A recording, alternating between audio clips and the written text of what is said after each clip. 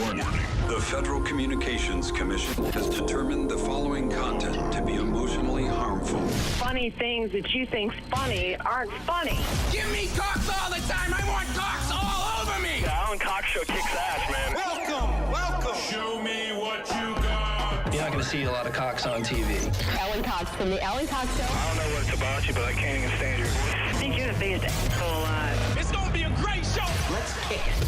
I'll say kick it, and you'll just kick it with a tasty groove, okay?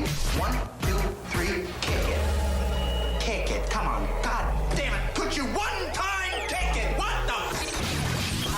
Alan Cox. Here we go. He'll ad-lib. He'll be fine. It's the Alan Cox Show on 100.7 WMMS.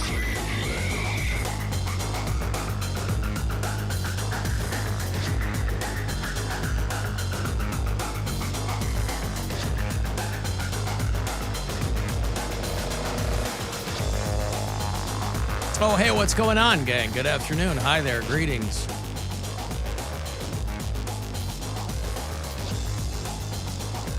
Welcome, welcome. Fist bumps, high fives. Whatever your preferred manner of physical greeting is. There you go. My name's Alan Cox. Thanks for showing up. Say hi to Bill Squire. He's right over there. Yo, grippy hugs. Mary, fix your camera. What's wrong with it? The pants was here yesterday. Nowhere Doing near our me? podcast, so. There you go. There it is. You see what she did? What'd I do? Boobs out. Right down the shirt. You like Pointed that? it right. She's all juggy for the Nickelback show tonight. Uh-huh. Brian and I are having a super sexy Nickelback date, your so I let my boobs out. Pants you're around dragging your him to teats. that? Yeah. Yeah, he's not super happy about it. Wait, let's not go past that yet. Let's just go past it. The what, Bill? Pants around your teats. I like teats and I like pants. Pants, teats. You're dragging him to Nickelback tonight? Yeah, he's like, no one likes Nickelback. I'm like, dude, I actually really enjoy Nickelback. Well, that's patently false. I Right. mean, you know, people. It's sold out tonight. I was going to say, it would be crazy if it weren't. You know, I know there's a lot of people that don't care for bands like that, but for your criticism to be nobody likes them, it's patently, it's unequivocally untrue. Tens of millions of albums sold tell the story. And I think you'll there's- probably have a great time. It's going to be so I think fun. I think the amount of people that are like, I hate them has like diminished, and now there's a lot of people like, I don't know why people say they hate them. It's I pretty love them. So good. so people are a lot prouder of their Nickelback fandom these days. So I figured if Brian has to come listen to Brantley Gilbert and Nickelback, I will have my breasts out for him. Oh, A little bit of cleavage as an incentive. And to you, that's an even trade. I think so. Free tickets, Even and I'm buying his trade. drinks and food. And Oh, some you're buying all boobies. that? Yeah. You don't want to go? Oh, well, then it's not just the boobies. It's you're picking up the tab for everything. Yes. Does he not get to see your boobs on a regular basis? He does.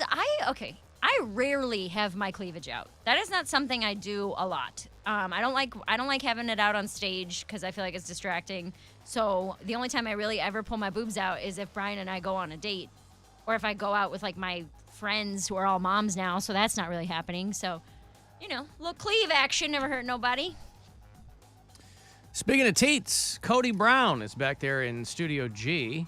Afternoon, white people. Happy Whitney Day, everybody. What is that?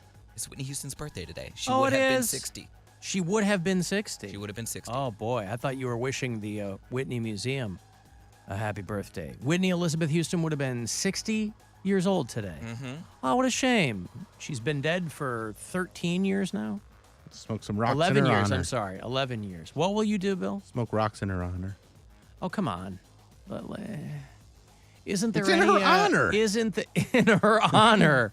Isn't there any... Gosh, Poundcake, is there any respect anymore for No, people? there's that- not. And he's not the There first person that said isn't, it. right? Just none at all for this woman who gave of herself. And her love came with no conditions, Bill. She said, I will always love you. You remember Not who like the- Meatloaf. Not Meatloaf's like, I'll do anything for love, but not that. I won't do that. Yeah, And he got some he was talking about conditions. crack rocks, right? Mm-hmm. So he and He Whitney lived Houston, longer than Whitney Houston. Yeah, they would have been at loggerheads. Well, I think it's because of he took such great care of himself. I think that probably advantage Marvin or Melvin, whatever his name was. I'm sorry? Who you Meatloaf. say- Oh, I'm sorry. Meatloaf. His name is Robert Paulson. His name is Robert Paulson. His name is Robert Paulson. but Bobby yeah. P.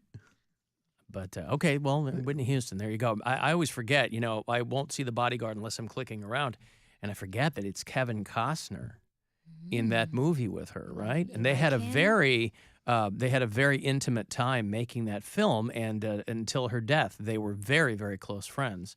And I'm sure he takes it possibly as a personal failure that he was not able to pull her out of whatever nosedive she was in. But, Kevin Costner now always in the news because he kind of had a career resurgence with that Yellowstone show, which I'm kind of slowly plodding my way through. Like, I get why people like Yellowstone.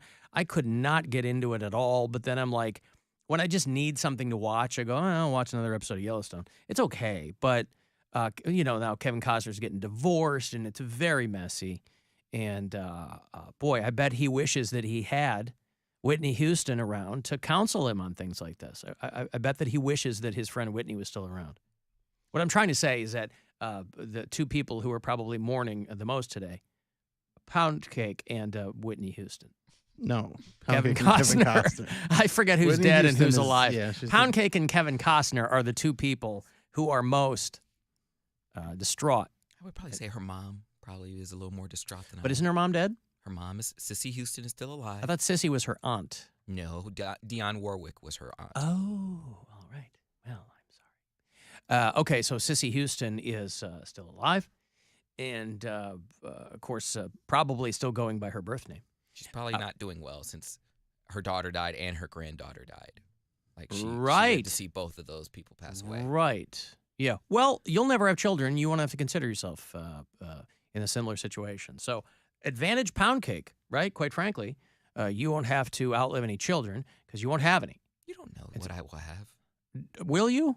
I don't know. I don't plan on having any children. Well, there you go. That doesn't mean I won't. Failing to plan is planning to fail. And so I'm following that logic. I'm not wishing it on you. I'm saying that's probably not in the cards. And that's I fine. might donate my sperm to someone. Who? Go ahead and do that. Who will want it, do you think? If I have a lot of lady friends that might end up single at 30 and But or they 30, know 35. you. They're not going to want your sperm. They would absolutely want my sperm. No, they're going to go through one of those books where a guy's like an Ivy League graduate and things like. They're going to want that kind Those of people stuff. lie all the time. Lie all the time? I mean, they can submit transcripts if they They so can. inclined. Yeah, you act like it's never been done. Those And then when people I lie got all a the big time. load, I go put it in there. If you had to put your sperm in a sperm bank, what would be like the 3 to 5 things you would list about yourself? I don't think I would do that though. What would be the 3 to 5 things? Like this guy would be like Ivy League graduate. I'm a neurosurgeon. No one in my family's ever had cancer, or whatever. But As soon as one of them heard you pronounce the word confiscated, I think they would probably run for the hills. that's why too. I would never. Confiscate it. I would donate it to a friend, someone Confiscate that I it. knew, rather than a stranger. But why would they want yours? Because They can have anyone's. Because I'm good looking. And sometimes that's all they really care about. All the stupid people that they have kids with. There's a lot of dumb baby dads out there. That's not their concern. They want to have pretty babies. I think there's a lot of people who want the genetic material that will give you their kid an intellectual advantage. They'll get it from their side. Huh? They'll get it from their side. From what side? If the mom is smart. Well, no, if she wants your sperm, she's fundamentally not. That's what I'm saying. I mean, it's really, you're really getting screwed on both sides here. So, well, listen, you should do that. I mean, listen, back in the day, you make $75 a pop. I don't know what the going rate is now, but that's not too bad. I think they probably have a lot more guardrails on it now. Yeah, but I'm back scared. in the day, They do child support. Confiscate it. well, anyway, there you go. I was talking to my mom today because today would have also been my parents' 54th anniversary. And so I sent my mom some flowers, and I was checking in on her to make sure that she was okay. Of course, my dad died last summer. And, she was asking how I had my annual physical today, and she was asking how that went. I said, fine. And, but it is weird because I just saw my brother. He and his family came this weekend, and I was talking about how their anniversary was coming up. And my mom is just now starting to, it's about a year and some change. My mom is just starting to kind of go through the bulk of my dad's things. So I had to check in on her. But I was telling my brother this. It is interesting to me how the older I get, I realize and I think this happens to everybody probably to some degree. The older you get, the more you realize what things you've taken from your parents, like what qualities you might have, like everybody busts my balls for being very succinct in texts, right? But I clearly have gotten that from my mom because I was texting her something and she just wrote back, okay. And I was like, this is what I do to people. This is why this is why thumbs up. this is why everybody gives me a hard time. I don't know if it was a conscious thing, but there's something in there working that I potentially got from my mom where it's just very, very brief responses to things that probably require a little bit. Now, again, if you guys text me that something's going on or you can do something, I can go, okay, that's fine. That's all that requires. But the question that I had asked her required a bit more than an okay. And, of course, then I had to kind of pull a little bit more out of him, and then we were on our way. But, the older you get, you go, that's the thing that used to drive me crazy, I'm now doing to drive other people crazy, whether it's conscious or not. And it kind of makes me happy. Anytime I can drive people crazy in minute ways, that's a plus. It's a win for AC. That's all you're looking to do in life? Not all, but it's Most? fun. Oh, okay. What good is life if you can't be having fun all the time? That's why they call you Captain Fun. Yeah! That's why we're going back out on the lake, baby. How I feel. I've got to take a break. If you want to send a text, 35192, if you want to join us for the aforementioned Alan Cox Show cruise, I will have those tickets for you a little bit before 4 o'clock, if you're around for that. You can watch, if you like, the live stream at alancoxshow.com. It's the Alan Cox Show. Everywhere on our free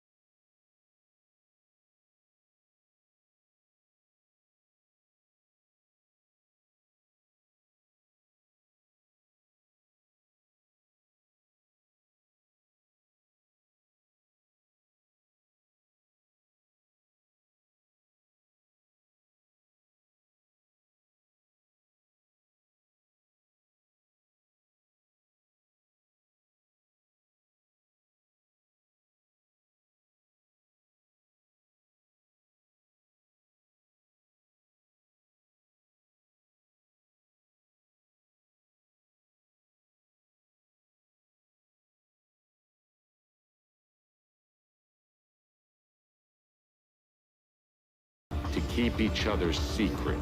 None of you are making decisions to keep the rest of us safe, which leaves me. I'm asking for your forgiveness. Aftershock Season 2, starring Sarah Wayne Callies, David Harbour, and Jeffrey Dean Morgan. Listen to Aftershock on the iHeartRadio app or wherever you get your podcasts. If you can't beat them, join them. And if you can't join them, send a strongly worded letter asking why your application was rejected. Another helpful tip from the Alan Cox Show. On 100.7 WMMS.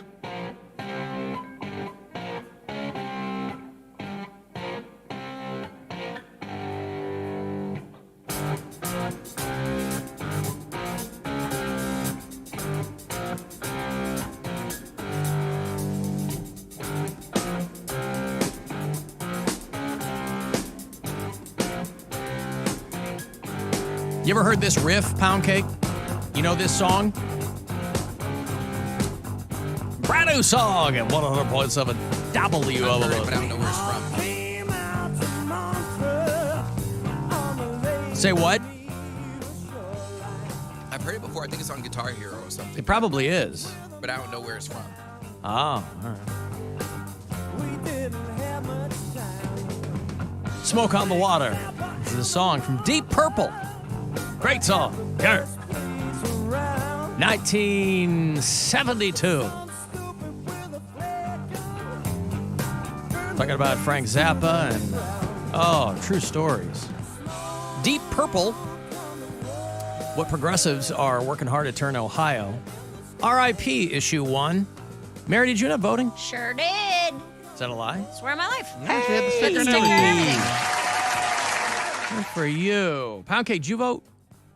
I voted this morning for Cleveland Scene's Best Sports Talk. This son of a bitch. I know. He's well, you can. Listen. Once a day.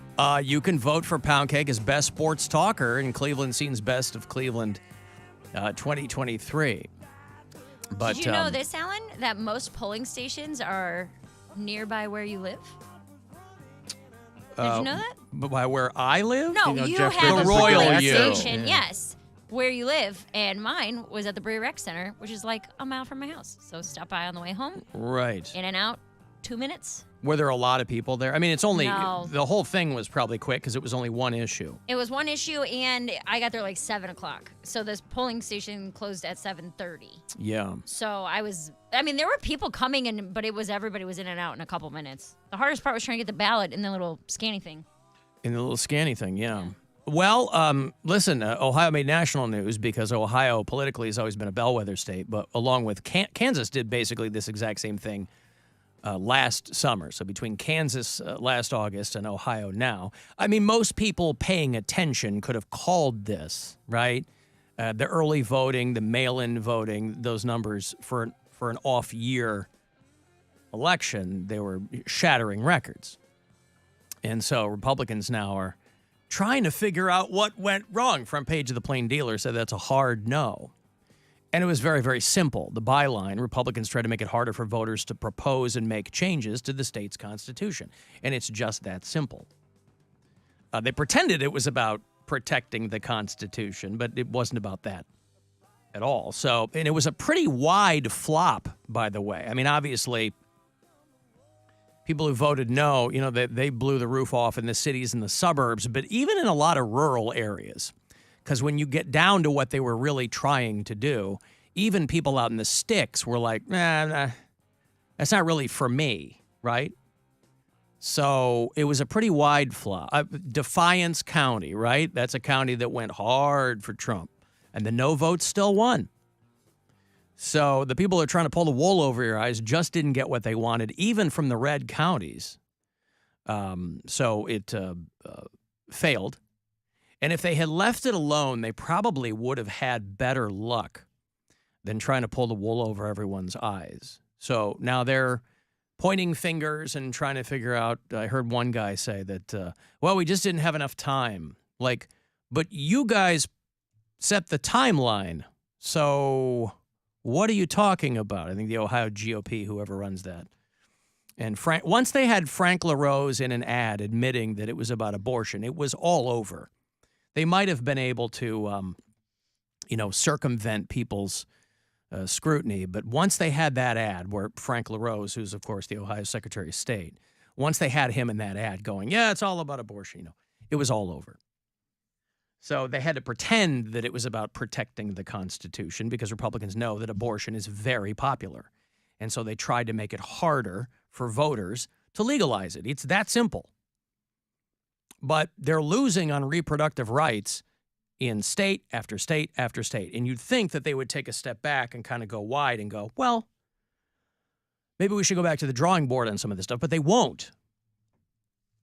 They'll try to do other things. They'll try to screw the referendum process. They'll try to get rid of early voting, or they'll try to get rid of mail-in voting, because when you're trying to push wildly unpopular policies, there's really nothing you can do with the voters. So they'll try to F with the electoral process, which is what this was.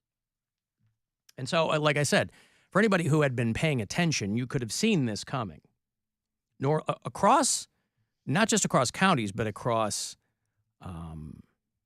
income lines. Across, I saw just as many young people as old people voting, and you can't assume that old people are all voting one way anymore, because as these things get weirder and weirder, and they push harder and harder for very unpopular policies, it's hard to even call them policies, really. But front page of the Plain Dealer said it all, hard no. And so, it's like when these people are like, after the Dobbs thing from the Supreme Court, they said abortion should be a state decision. But most states want it. So now Republicans are trying to push a federal ban. So it's not going to stop at state rights, just like we said. And they're like, we're not going to go after gay marriage. That was a lie, too, just like we said. And we're out here protecting kids. Always a lie, just like we said. So it's taken some of you way too long to figure this out, but you're starting to, and that's better late than never. I was going to say, don't go too hard on them. Like this, not, you know what I mean? Like, no, but after thing after thing, you know? No, it's a great thing. I'm just saying I can't figure out why some people have taken so long to get there. I mean, Kansas is these are red states, right? Kansas did this last summer. They haven't voted for a Democrat president since LBJ, for Christ's sake. And Ohio is not really a swing state anymore. People call it that. And technically it might be, but it's been so they've gerrymandered the piss out of the state and subsequently ignore the state Supreme Court going, you got to rewrite these districts. They go, nah. So Ohio's not really a swing state anymore. But it's very, very good news. So, yes, Ohio votes. Ohio also contributes a lot, by the way. Ohio is one of the top revenue-generating states, which you might not always think about. But Ohio is one of the most populous states that contribute the most to the GDP of this country. California, Texas, Florida, those are Illinois. They're obvious, but Pennsylvania and Ohio on there too. One of the biggest contributors in these things. So, You're down with GDP. Yeah, you know me. Right. So it was, yes, it is undeniably good news. But if they had just left it alone, they might have had an easier time in the fall getting what they want. But they couldn't leave well enough alone. And so they're losing on this issue at the state level and at every other level. So I don't know what that means. I don't know what the people who want to push that and the people who are spending billions of dollars, they might as well have just set that money on fire. I mean, you never do know how these things are going to go. I was reading about there was a woman who got, and this calls back to yesterday's show. There's a lady through the drive-thru, didn't like the drive-thru worker calling her honey. And she, what does that have to do with yesterday's show? Well, I called Mary Sweetie. No, you kept saying it. Well, I said I know you think you know what you said, sweetie, I but was you wrong. didn't. No, I was wrong about what I was talking about, but I called you sweetie because I thought that was funny and condescending And misogynistic. AKA, I don't care about that. That wasn't the intent. On the day we voted for women's rights, Alan. For all of our rights, Nope. Mary. Just mine. All of our. You weren't even going to vote. I wasn't not I gonna had to vote. shame you into voting. No. I just hadn't voted yet. You said, did you vote today? And I said, no, I had a busy morning. That's all I said. But then I you didn't said say you had your dinner thing and you probably wouldn't have time. Well, sleep until noon can take a lot out of you, I guess. I didn't sleep till noon. I was at the gym by like 10:30 in the morning. 10:30? Which means I was up and moving by 9. It means I was up and moving by 10 to 10. Oh my God, you're so annoying. No, my point, I had said, no, I haven't voted yet. Yeah. What time do polls close? Yeah. I didn't say F liberty. I hate my rights. I didn't say any of that. Well, Poundcake didn't vote. Yeah. And I said I wouldn't, so at least Right. I'm true That's to my word. usually, that's right. He is true to his word. See, he's too reliable, Bill. He's too reliable. I'm shutting up. He's too reliable about, but this lady did not like the drive-thru worker calling her honey.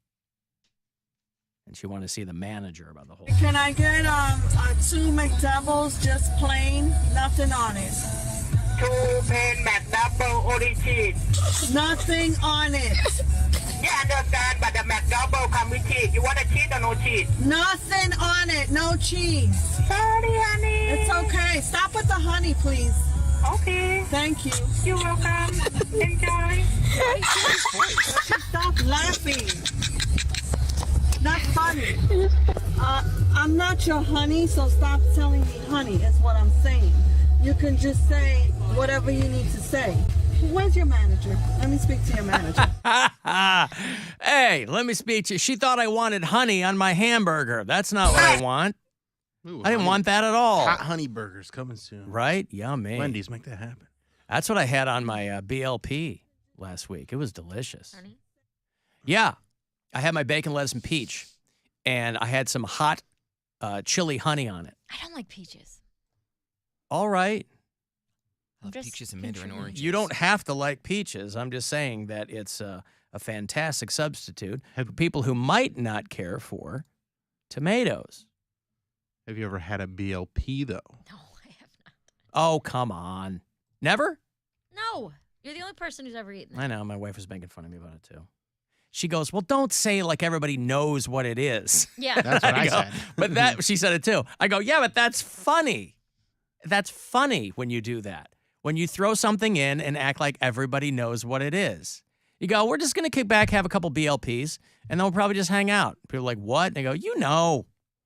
You're so cool. And with my star, we're gonna rule. Peach, understand. I'm gonna love you till the very end. Peaches, peaches, peaches, peaches, peaches, peaches, peaches, peaches, peaches, peaches. Oh, yeah. You know, we got nominated for an Oscar for that. Good. No, I'm kidding. Oscar? But I thought it would be a Grammy. I knew that would make. It's from a movie. It's from a movie, so it'll But be it's the a Oscars. song. But it'll It'll be next best year. original song. It's an Oscar category. It'll be next year, though. That it would.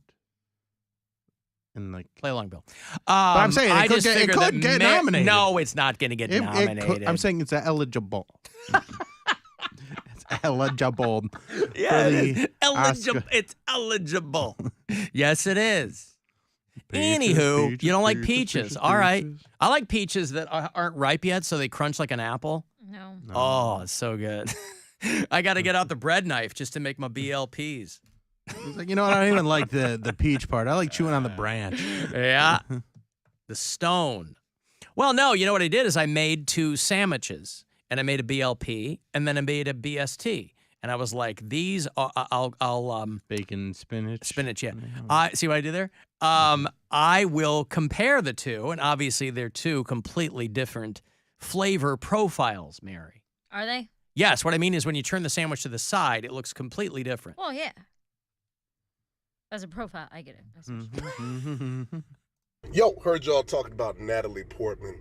Look, man, I know this doesn't go in line with what liberals think, but she's over 40. It doesn't matter that she's pretty for her age. She's old, all right? Her sexual marketplace value is lower. A guy can be older with a 5 head and still pull a 25-year-old. Hey, bottom line, women benefit from beauty in their youth, and then that youth is gone, and then it flips. And that's fair. Hate the show. That's fair. There's a lot going on there. Except you're leaving out arguably the most important variable. Dry? Fame. Oh. Natalie Portman, Dry. first of all, you'd never look at Natalie Portman and think she was over 40. So to say that her value in the marketplace has precipitously dropped, I mean, we're not talking about some scrub on, West 6. We're talking about Natalie Portman. Yeah. And that's very different than, but there's a lot to unpack in that message there too. So I'll leave it up to you guys to determine whether or not he's correct. Her sexual marketplace value is lower because she's over 40. I feel like we're a good match then. What's that? I feel like that makes me and her a good match. Is your market lower? Your marketplace value lower? It's higher, but it's not Natalie Portman high. But we'll meet in the middle. Well, but what you said you want me to have like true love, Mary? I do. But also, what constitutes? There are so many criteria to determine your sexual marketplace value. Fame and wealth are arguably the top two. I mean, there are plenty. Obviously, it's a cliche when you see young, hot girls with older dudes that aren't that great looking because they're rich. So the fact that she's over 40, who cares about that? Yeah, I'm not worried about it. I'm trying to think. I don't think I've ever dated someone for money. For money? Yeah. Like just because they had a lot of money. No, and bought I think that's a very specific type of person that will do that. I don't think there are people like, one time just as a goof, I dated this guy because he had a lot of money. Stuck around because they were buying me nice things. The line cook you were engaged to, that wasn't for money? No, it wasn't. It's for the benefits. Interestingly enough, no. I hooked up with someone because they had AC and I didn't. So yes, but that is a very pound cake thing to do. All the You things hooked up we're with talking Glenn? about. You said what? You hooked up with Gwen? She has AC. Yeah. See what I did there? Yeah, in college. Yes, he was born the year I graduated college, but why not? No, that's a Cody thing to do, though. All of those, have you ever, his answer will invariably be yes. Yay, have you ever, have you ever given somebody a sloppy because they had a spare tire you needed? Yes, of course. Because... Well, he's very transactional. But that's what I'm saying. He's out there in those streets. I was on the 3rd floor, and I had one of those windows where you crank out, and I didn't have like a surface AC, so I couldn't put anything in the window. So I was screwed. I just had like a fan, and it wasn't doing anything. And this guy, I lived across the street from us. I knew he was gay, and I just had to work my magic. And I was just like, maybe tonight when I'm bored, we can just have a little cuddle sesh. And he fell for it, hook, line, and sinker. And was it just cuddles or was it an actual? He wanted to do stuff, but I was okay with that because his bed and his room it was so comfortable. It was like 59 degrees in there. Oh my gosh! And it was sex temperature.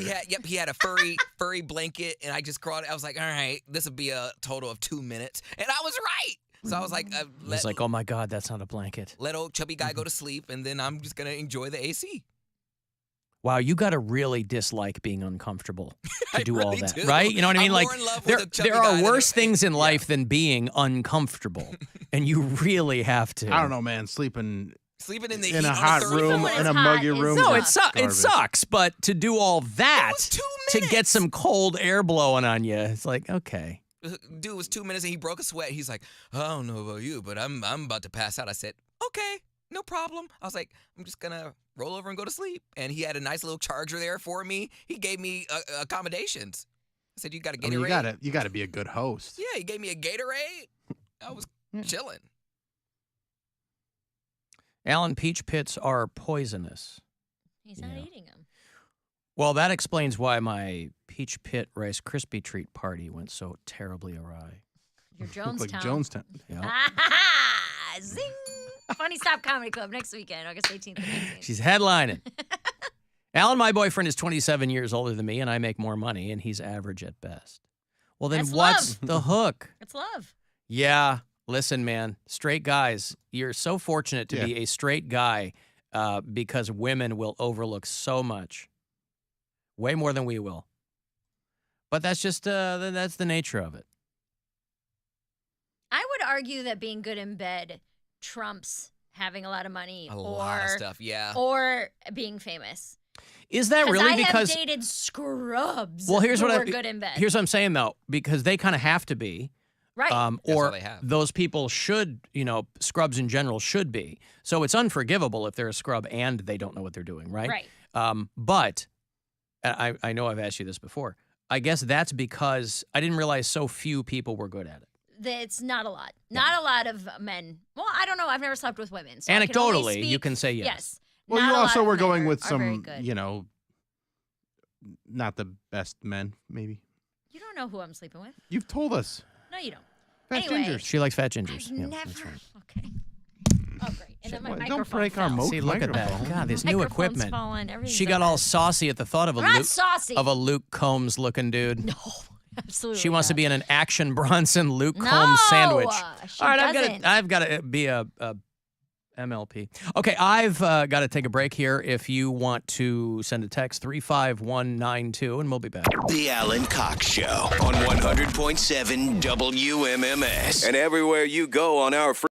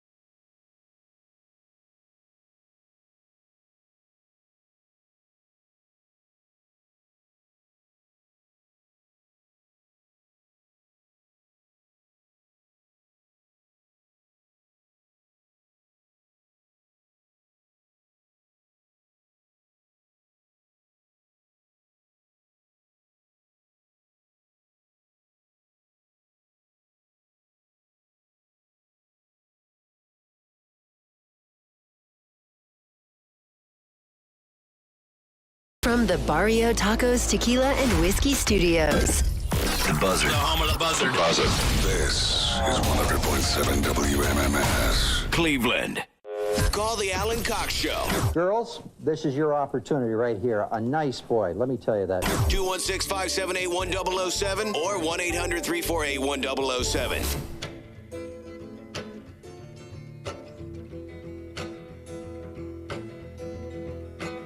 Sugar man, won't you hurry? 'Cause I'm tired of these scenes. For a blue coin, won't you bring back all those colors to my dreams?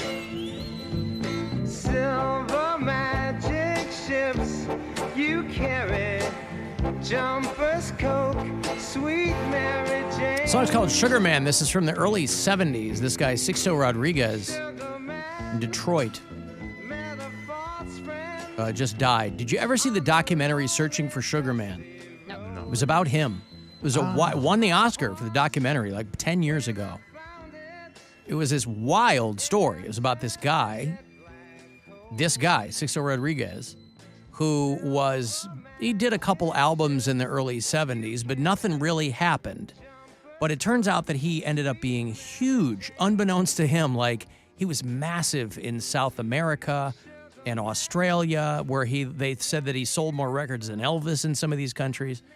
And there was a rumor going around that he had committed suicide. And so these people did this documentary called Searching for Sugar Man to try to find him. And it was the unlikeliest story you'd ever see about somebody who would have like a late in life second act in their own country. He's from Detroit. That's where he died. He's 81.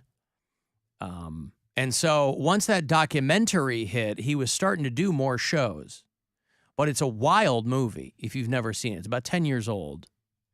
And they didn't say how he died, but he died at home in Detroit. But as recently, pre-pandemic, he was still going out and doing shows. But the documentary called Searching for Sugar Man, about 10 years back, is a wild movie about this dude. I had never heard of him before, the documentary. And I think that was the point, a career that really very little fanfare in his home, in this country, in his home country. And then to discover that he was very famous. And I'm not sure how, maybe just the times were different. I just don't know how you wouldn't be informed that your music was selling in other countries. Or they go, hey, like that's the joke. Well, big in Japan, like the song, right? I mean, there's like 80s hair bands that can't get arrested in this country anymore, but they go overseas and they're filling arenas. I just don't know how you would kind of toil in obscurity for that long and not know that you were a big deal in other countries. You just never go there to find out. Yeah, but it's not like, pre-streaming, when you didn't have all this data, record companies and people in the business would still be able to tell you where your fans were. Yeah. So I think like in the 80s or something, I'm trying to remember the documentary, but in the 80s or 90s, some of his fans in these other countries found him. And so that kind of got him up and running again. And then the documentary chronicled that whole thing. But for people who haven't seen it, it's called Searching for Sugar Man. It's probably 10 or 11 years old. Won the Oscar for documentary. Anytime you are listening to us on the iHeartRadio app, you can leave messages for us about how angry they might be. It's Owen in Willoughby. Cody, how do you never vote? You are half black, sir. Do you have any idea the generations of people before you that had to sacrifice to get you where you are? You're gay. Dude, decades of hate against gay people, you ain't gonna take 20 minutes to vote, you suck. Oh, Poundcake. By the way, where is he? He said generations of people that had to sacrifice to get Poundcake where he is. I think he means free. Where is he? I mean, he's nominated for Best Sports Talker. Yeah, exactly. Best Sports Talker, that could be his. I think I can use Poundcake. If the readers of Cleveland Scene and our customers come through. I think I can use Poundcake's story to answer this for everybody. Because Poundcake posted on his story, when you pray, God listens. Wait, an Instagram story? Yes, an Instagram story. It says, when you pray, God listens. When you listen, God talks. And when you believe, God works. So you don't have to vote when you're just leaving it up to God. You could just pray. Well, Cody, what were you referring to in that post? Just that. Listen, and God will speak to you. Well, you didn't randomly come up with that little nugget of wisdom. I No, mean, it was on Instagram. It's a meme. Oh, you reposted it. Yeah, he shared it. Oh, yeah. I thought. Okay. But he shared it. But it's an endorsement of it. So what is God saying to you? Chillax. Everything's going to be fine. It's in my hands. You know, those you New Testament scholars, you'll recall how chillaxed Jesus was all the time. Yes, let go, let God. Right. It's going to be fine. Let go, let God. Yeah. Well, anywho, okay. Owen and Willoughby. He's always got some very strong opinions when he leaves messages. And that one is Poundcake should be voting because he's Black and gay. Black and gay, right. There are a lot of people who are probably black and gay who don't vote. I don't know that that's again, I take his point. I'm exercising my right to not vote. That is true. The fact that I have the he is choice. exercising his right. I mean, voting is a privilege. It's not a right, but I mean, he is exercising. Oh, it's a right. Huh? Voting is a right. Well, but you have to register. I registered to vote. Oh, you're I'm a not. registered voter I'm a registered voter. Oh, I doesn't see. vote, yeah. I thought he wasn't even registered. No, I've voted in the last election. You have to be registered for that. What does it expire every 2 years or something? Because if that's the case, then maybe I'm not registered anymore. But I see. I'm registered to vote. I voted. Well, I'll tell I you just what. Didn't vote this time around. My big hope in watching some of the coverage of this issue 1 thing here in Ohio last night, my big hope is that people begin to fully understand how important every election is, especially now. You know, the old axiom is that all politics is local. And what they mean by that is that the smallest, most seemingly inconsequential elections are the ones that most impact you locally in your community, like boring stuff, like school boards, just local elections. Everybody goes, well, I voted for the president. Like, yeah, but I mean, is that really that's not going to affect your life one way or the other nearly as much as those smaller, seemingly boring local elections. So I hope that it gets the point across to people that every single election is important. I think I voted in years past, and I think my bank account stayed pretty much the same. Bank account stayed. That's why you were voting. I think. Yeah, most but people nobody vote with votes their because they pocket. think they're going to get rich or they're going to. Nobody in their right mind votes because they think they're going to get rich. I know people who vote against their own interests because they're Not convinced they're going to become rich. Not rich, but make life a little easier and have a little bit extra, a little more money. I see. Well, most of that's on you too, though. I mean, that's kind of your. No, it's up to God. Oh, up to God. Oh, I'm sorry. Why isn't God giving you more money, Poundcake? God made these people to vote out so he could bring people in to make more money so then I could take it home. Trust the process. He works in mysterious ways. Well, he's throwing a lot of nouns and verbs together, and I guess there's some semblance of a thought there, but I'm not quite sure what you mean. But listen, if you give it up to the big guy, if that's what you want to do, right? Sure. It was Mega Millions a thing in this state, or was it Mega Millions everywhere. national? It's everywhere. Mm-hmm. So this person who won, it starts from zero again. Mm-hmm. Okay, Not I zero. know, It like doesn't go to zero. It No, but like- restarts at whatever it restarts at. so 20 is that million or something? is Mega Millions like the Powerball? Yes. It is. Okay. Well, somebody won the Mega Millions. They got $1.5 billion. That's so stupid. They bought it at a Publix in Florida. We don't have Publix up here, but if We you don't even have Florida here. How am I supposed to win? That is true. Well, we are the Florida of the North, so we're inching ever closer to some kind of connection. Publix grocery store in Neptune Beach. Anybody know where Neptune Beach, Florida is? Not Berea, Ohio. No. Did you buy a Mega Millions ticket? Yes. You did. Okay. Well, you sound And you really didn't win? perturbed. No, I didn't win. I won $2. So you did win. Oh, Neptune Beach is like, it's on the coast due east of Jacksonville. You know, we hear from Rich from Jacksonville all the time. I wonder if he bought a ticket up there. That's right in his neck of the woods. So you bought a Mega Millions, and you're And she won $2. She lost 18. Oh, you spent $20 and won too? Is that Yes. what? Yeah. Well, this had gone on for 4 months, and so a person down there won $1.5 billion. That will be the third largest ever in United States history. They say that the Mega Millions winners are very rare because your odds are 1 in 302 million. And those aren't good odds. No. Those are not great odds, which is why I don't understand why people say that no matter how many people play the lottery, your odds don't change. I don't understand the math on that. Because it's each drawing, when you go to play the lottery, right? Yeah. And you give them, it's $2 for a play. If you Right. give them $2, that single play has the exact same odds of winning as the next play.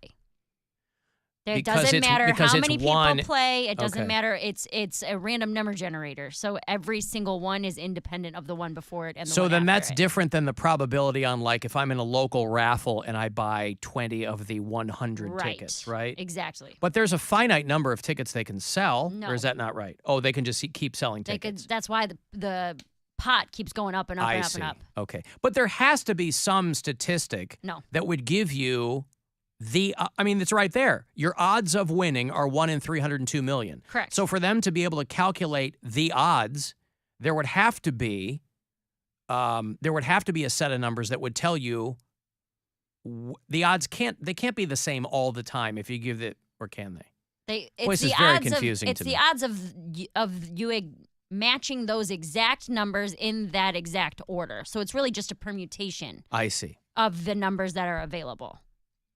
I mean, I don't see, but I thought you were good at statistics. I'll That's take your all word that for this it. is. 30 years ago, I happened to be good at a stats and probability class. Yes, that's right. Yes, because Yeah. there's a finite number of outcomes that can happen. Right. Right? Yes. And that's your odds. 1 in 3 million outcomes. Well, that's per ticket, right? If you Per buy play. per play. So if I buy 1,000 tickets, that doesn't It improve. does not increase your odds because each one is independent of the one before it or the one after. It's the same thing with slot Okay, machines. that I understand. Like people think slot machines get hot or cold. Each play is independent of the other one. Each So play, each so time you press a button on a slot machine, each time you play a number on the your lottery, odds are 1 in it's whatever. exactly the same. That I understand. Yeah. People, Well- you have the same chances of winning if you buy one ticket, one play versus 500 plays. But So people then it's- think the more you have, the more it doesn't matter. People like me. Yeah. But I don't play the lottery anyway. But my question is, so then it's utterly useless to buy more than one ticket. If it makes you feel like you're going to have better chances, it's not useless because it's a different set of numbers. Oh, you might hit. Yeah. Okay. You might hit on one. You've given yourself more chances, but you haven't changed your odds. Correct. Gotcha. Because there's only going to be one combination of numbers that come in. And then there's going to be 370 million that don't. Right. You know? Well, if they take the lump sum, which is what people usually prefer, they will get $783 million. This person on the live stream explained it. They said if you buy 10 unique tickets, you specifically have a better chance of winning, but each ticket independently has the same odds. Right, chances versus odds. Right. Yeah, gotcha. But If the you're chances are talking you'll have number and fun. Statistics. You'll have 100% odds of having fun. Mega Millions is in 45 states, D.C., and the U.S. Virgin Islands. It's not in Hawaii, Utah. Mary knows this. What are those islands waiting for? Huh? They don't need it. Hawaii, Utah. I don't think Nevada has lottery. I think they just have casinos. Well, they don't need lottery, right? Am I right? Or are you not looking at a list? States with no lottery. Let me look at here for you. I know Utah, Alabama, Hawaii, Alaska, Hawaii, and Louisiana, I Nevada, think. and Utah. Oh, Utah. Yeah. Yeah, Nevada. So I got 3 out of 5. Right. Alabama, the lottery is, will I get killed in a hurricane or a eaten boat by... Or a boat fight. Boy, the Is ripple, it? if you'll pardon the pun, the ripple effects of that boat fight are getting wild. I hadn't seen the video until you guys... Oh, there's so many different of angles. the and guy all kinds of diving stuff. in, and yeah. that's fantastic. Dove in and then swam up to be about that action. The police and the mayor gave an update on the riverfront brawl situation. They arrested a bunch of people in conjunction with that. Private boat owners would not move their boat from the place where somebody docked, and It's the ferry dock. ferry dock. I think people will view this as the actions of a few individuals and not characterize the entire community. Arrest warrants have now been issued for 3 men involved in that brawl seen round the world from Montgomery's Riverfront Park. They push It her in happened the Saturday river. night in the fight videos from the Oh, God. Riverfront. My favorite, and I think Poundcake was talking about it because I really didn't watch the video until we talked about it here. I saw the headline, I saw a couple of screen grabs, but I didn't really go through it like Zapruder, is the guy who just wails on the girl with the chair. Out of nowhere. He gets arrested so fast. Like the cops, like, all right, man, you can't do that. Sitting down, and you just slapped her on top of the head. I was going to say, how did they distill the 3 people who get arrested in that whole Donnybrook there?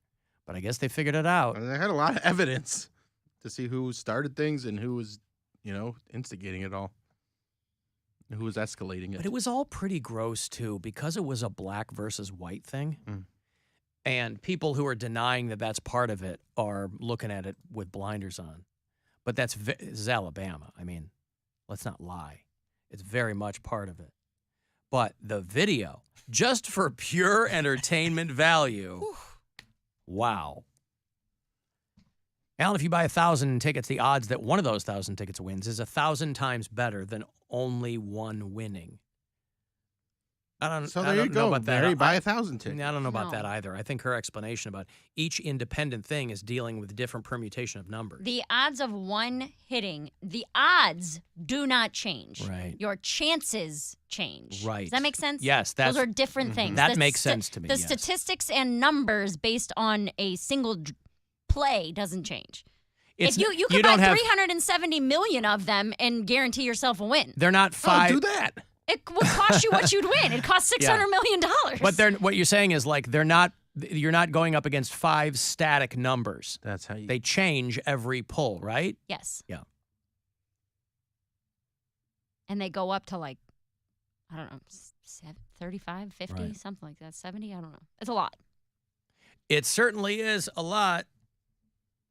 Alan, I can understand why the Virgin Islands don't do lottery. What about the U.S. sex having islands? Ooh, buddy. It's called the Florida Keys. Yeah, man. It's a very specific kind of sex. It really is. It's the Let's get your Turks and Caicos on out there. Ooh. Take your poppers. I've got to take a break. I'll listen up your Caicos. I will have your Offspring tickets. Oh, Let the Bad Times Roll. That's their tour with the last go-round for Sum 41 and Simple Plan are on the bill, too. They're going to come out and do Blossom for you, so if you want to go to that show, that's going to happen on August 22nd. It's 2 weeks away. I'll have those for you coming back. 35192 and a text for anything else. And you can watch, if you like, at AlanCoxShow.com. It's the Alan Cox Show. On our free iHeartRadio app.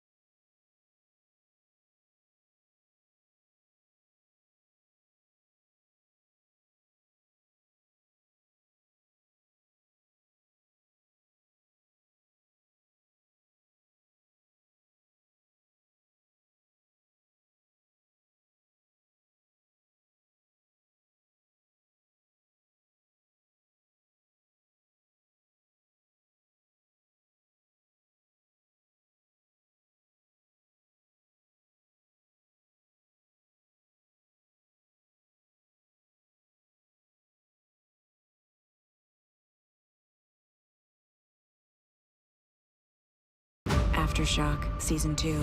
He's like a ghost. We had an agreement to keep each other's secret. None of you are making decisions to keep the rest of us safe, which leaves me. I'm asking for your forgiveness. Aftershock Season 2, starring Sarah Wayne Callies, David Harbour, and Jeffrey Dean Morgan. Listen to Aftershock on the iHeartRadio app or wherever you get your podcasts.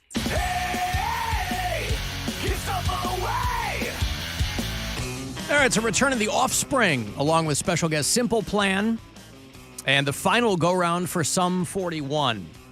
I think they've announced that they're done, but they might be going on a final headlining run. Either way, it's a good lineup. The Let the Bad Times Roll tour. Be here in a couple of weeks. It's Tuesday night, August 22, out at Blossom. LiveNation.com is going to have whatever info you need. These two tickets here for you. Offspring, Simple Plan, Sum 41.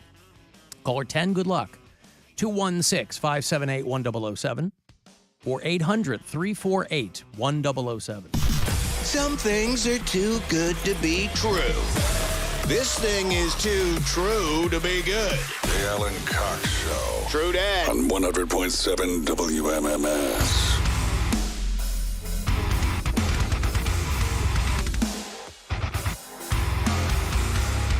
Oh, we're inching ever closer to another Saturday night, which means another episode of 2 hours to midnight. It is our metal show here on MMS. Very excited to bring it to you. It's me along with Corey Roddick as returned from vacation and Pat Butler, who joined us out there for Buzzard Fest. I was bummed because Pat and I were going to bring Filter on stage, and I was excited about that. Get a little plug in there for 2 hours to midnight. But the scheduling, it didn't happen. Gavin Rossdale was coming over to talk to me just as Filter was going on. So Dan Stansbury and Pat Butler brought Filter on. But me and Pat and Corey have 2 hours of nothing but metal for you on Saturday night. Any Nickelback this week? No Nickelback. Hey. They're not a metal band. That's okay. What you think. They're not a metal band. They are a hard rock band. These are shades of difference, but that's precisely why 2 hours to midnight is doing what it's doing. It's drawing that demarcation line. So we play your requests. We play songs we dig. Local music this Saturday from V-Trigger and After the Apocalypse. Brand new music from Dayshell and Heavy Water. Play some classics in there. Megadeth. Knocked Loose, Black Dahlia Murder. Brian likes them. Great. And more. So you can always submit either your band or a request to htm@wmms.com is the email. And I always post the playlists at our Facebook page and at the 2 hours to midnight page at WMMS.com. So Saturday night, if you dig metal, be here with us, me and Corey and Pat. Looking forward to it. Guardians win last night. Boy, another barn burner around the corner there at Progressive Field, but a win is a win. 1-0 over the Toronto Blue Jays. And that series is only half over, 3 of 4 tonight at 7:10. Looks like it's going to be another gorgeous night for Major League Baseball. It's like a perfect night. In Cleveland, Ohio. So far, they have split the first 2 games. See what happens in the back half of the series. They will wrap it with 1:10 pitch tomorrow afternoon before the Guardians head down and play former teammate Aaron Savali, who's now with the Tampa Bay Rays. And but tonight, 7:10, Blue Jays, Guardians on the Buzzard. And remember, CLE Clothing Company all this month. They got a couple of weeks left. You can use the promo code FLASH for 20% off. I saw Chris Tucker is coming to Cleveland. Yeah, Playhouse Square, right? Chris Tucker is going on his first tour in a decade. And he's coming to Playhouse Square, October the 12th. Tickets will go on sale this Friday at 10 a.m. For the, what's it called? I wonder what the tour is called. Chris Tucker, The Legend Tour. Ooh, well, all right. There's a. I've never seen Chris Tucker do stand-up. I know that I kind of, you forget about Chris Tucker. I mean. Well, he was in this movie, not a lot of people know about. It's called Rush Hour. And the premise of this movie is that he is partnered up with a Chinese detective, and they don't really A like black get guy along. and a Chinese guy? Yeah, and they don't really get along. Come on. And there's a language barrier. And at one point in the movie, Chris Tucker says to the Chinese guy, he says, he goes, Shut up. I hate you. Let him do it. Do you understand the words that are coming out? Because he doesn't speak It's English. funnier every time I hear it. I mean, it's Do you understand the words? yeah. Mm-hmm. Oh. It's probably a movie that might not have aged too well. I never saw any of those. They did 3 or 4 of them, right? Or am I thinking of they another did. one? No, they did a There's couple. another part. Is that when the they're playing songs on the radio? Yeah. And the Chinese guy is played by Jackie Chan. He's a martial artist guy and actor. And he touches. He like tries to change. Mm-hmm. And Chris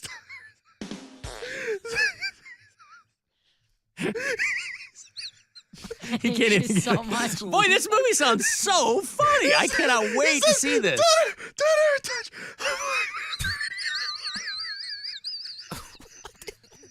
Don't ever touch a black man's radio. Yeah, Are you high? No. These movies the are funny so part, funny. Poundcake, he's telling me the funny parts, all right? These movies are 25 years old. I've never seen any of them. They did 3 of them. They were going to do 4. They did 3 of them? Oh, yeah. I just thought there was 1. No, the movie made a ton of money. They weren't going to just do 1. Oh, man. Are there any other funny parts you can remember? Nope. Listen, now I feel like I don't have to see it. No, Rush Hour in the late 90s, I mean, it made $250 million. That's a lot of money. Yeah. So then they did Rush Hour 2. I remember Which I bet was more Two of Rush, the same. 2 Hour. Yep, 2 Rush 2 Hour. They called it Rushour. And then they did Rush Hour 3 in 07. Where... Oh, there is one part. Yeah, lay it on me. I like these So they Cliff Notes find for a these song movies. that they both like. And it's... and then they danced. And that's how they become friends. Mm-hmm. So it's not like it's funny, but it's like cool. It's not like it's funny. It's cool. Rush Hour 2, Jeremy Piven's like the gay stylist or whatever, and he goes in. I remember thinking that was one of the funniest scenes I had ever seen. Was when Jeremy Doesn't Piven sound like was you think it's that funny. trying. I The way can't you're- remember how it went. The way you're talking about it, you're not Bill even... needs Kleenex over here Yeah. because these movies are so funny and you're just throwing it around like it's You're a like, wet rag, Oh, it Mary. was so funny. I can't even remember what he said. Okay, I was also 11 years old. Okay, when do you it think came I out. was 41 when I watched this? I think you were. You just saw it last week. You said. Jeremy Piven was gay and it was really funny because he was Not gay, really Mary. sold. Oh, boy. Go ahead. Tell me. Piven. No, I'm done. I like Jeremy Piven. I'm clearly not a fan, so. And not like Bill, at least. Oh, God. You can't even try to tell I'm so us happy that he got It's me not hip to worth these it at this movies point. now. I would like to. I would like to You've hear you. set- I would like to hear you try and tell You've set this funny part. No, you've set the bar too high. Let's see what you can do. I can't. I physically can't. It's a good movie, Alan. You should watch it. Okay. It's got a lot of good commentary. Oh, yeah? Mhm. Social commentary? Social, mostly social. Or DVD commentary? Both. Oh. The Well, he's doing a pretty extensive. He's doing like 30 dates. So Chris Tucker, getting back out there. Chris Tucker's a guy that when you see him pop up, you go, "Oh right, Chris Tucker." Because he was in The Fifth Element. Well, he made so which much is one money. of my favorite movies. And He made so much money from those Rush Hour movies that he was just kind of.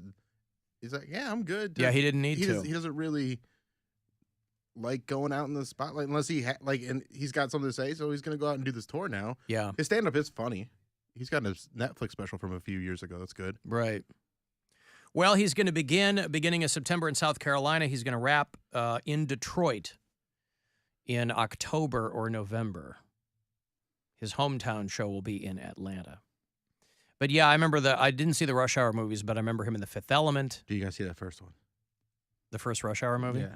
for those two parts. Like, I didn't even do him justice. Well, because wasn't he also like, I remember him in Jackie Brown. Yeah. Like the only things I saw him in were probably Jackie Brown, Fifth Element. He was in Friday. Mm-hmm. He was in... Only the first Friday. Huh? He's only in the first one. Yeah. And then got Mike Epps for the next one. He was in Silver Linings Playbook. That was like the last time I saw him in something with Bradley Cooper. But anyway, who cares? Chris Tucker is coming to Cleveland. If you're a fan, the Legend Tour, the tickets will go on sale tomorrow for the presale. But the show here at the State Theater is Thursday night, October the 12th, here in Cleveland, Ohio. I was reading a thing that they have determined. This was the AV Club, which I think is like the pop culture arm of The Onion online. The AV Club determined what the greatest live stand-up specials of all time were. Pure BS, pure BS, pure BS. The best comedy albums of all time. Are Bill and I on this list?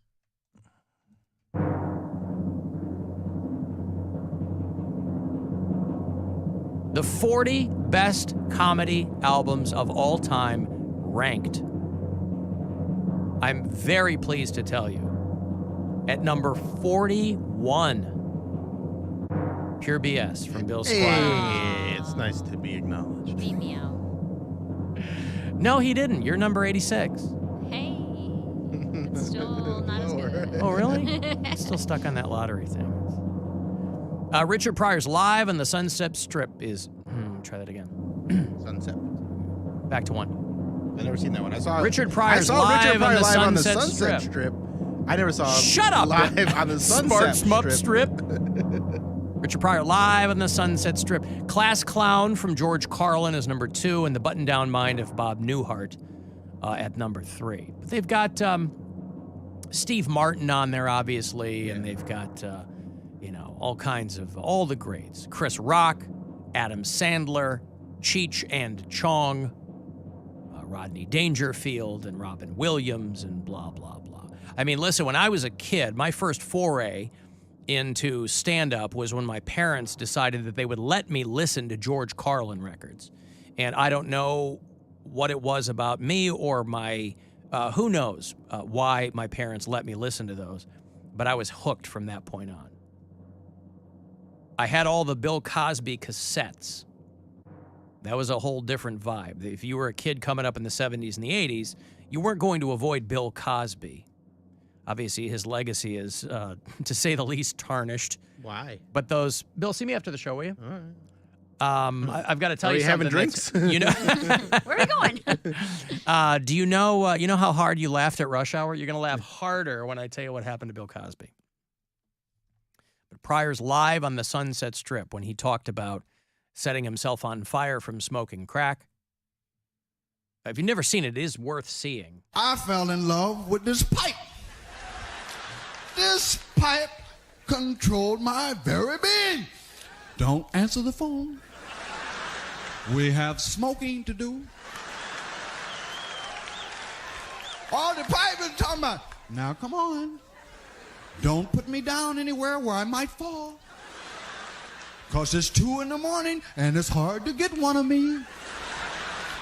It is interesting how the form has changed, though, because if Richard Pryor was doing that stuff today, you wonder how he would be regarded.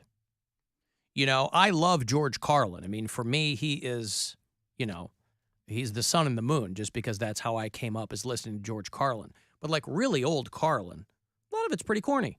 Mm-hmm. Because it's observational, but it was so long ago that not a lot of people had been doing anything like that. He was competing against like 3 other guys because he really blew up kind of later. He had to completely change his style. And he had his popularity in the 70s with, the 7 words you can't say on TV and stuff like that. But then it kind of petered during the 80s and then picked up again in the 90s when he... You Were All Disease, right? Jammin' in New York. Jammin' in New York. Yeah. He did Jammin' in New York in 92 because he said when he saw Sam Kinison, he's like, boy, I've really been phoning it in. Yeah. And so Sam Kinison was the one who had kicked George Carlin in the ass, kind of. He's like, I really got to step up my game. What website is this on? Because I've AV Googled Club, it. avclub.com. AV Club, the one that I found on AV Club is the 30 greatest stand-up comedy specials of all time. And then Spin's got one from 2011, the 40 greatest. Could you email me this? I will email this to you, yes. Yep. Well, this one's from August 1st, the AV Club The one. 30th, yeah. But does it say 30 for you too? The one that you looked up? Yeah. I can't find the 40 because it's got very different ones than what you were talking about. Best comedy albums of all time ranked. Yeah. Best 40 is what I'm looking at here. Okay. What, Cody? Did you say something? I did not. You know who Richard Pryor is, right? Yes. I have a Richard Pryor T-shirt, and I had it on over the weekend, and I was in the grocery store, and I'm there with my brother.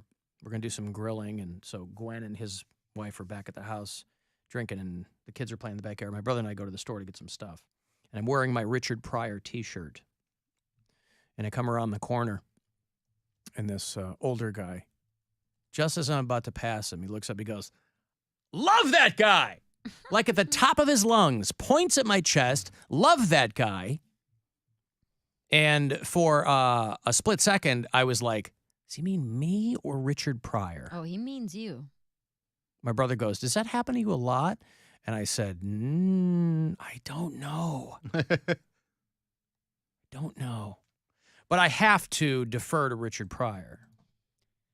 Probably Pryor. Right? I mean, probably my Richard Pryor shirt. Probably Richard Pryor. Because if the guy loved me, he would have pointed to my face. Now, what if you hated it? What if you've been wearing a Rush Hour shirt? Well, then he would have stood there. Whatever he had in his hand that he had just taken off the shelf, I assume it would have been soaked from his tears of laughter. Just judging, by the way, at your reaction to a 25-year-old movie. That's what tells me this movie holds up like no other. Alan, the Rush Hour films do hold up. They are legitimately funny. That's Paul in Ann Arbor. And if you can't trust somebody from the AA, who can you trust?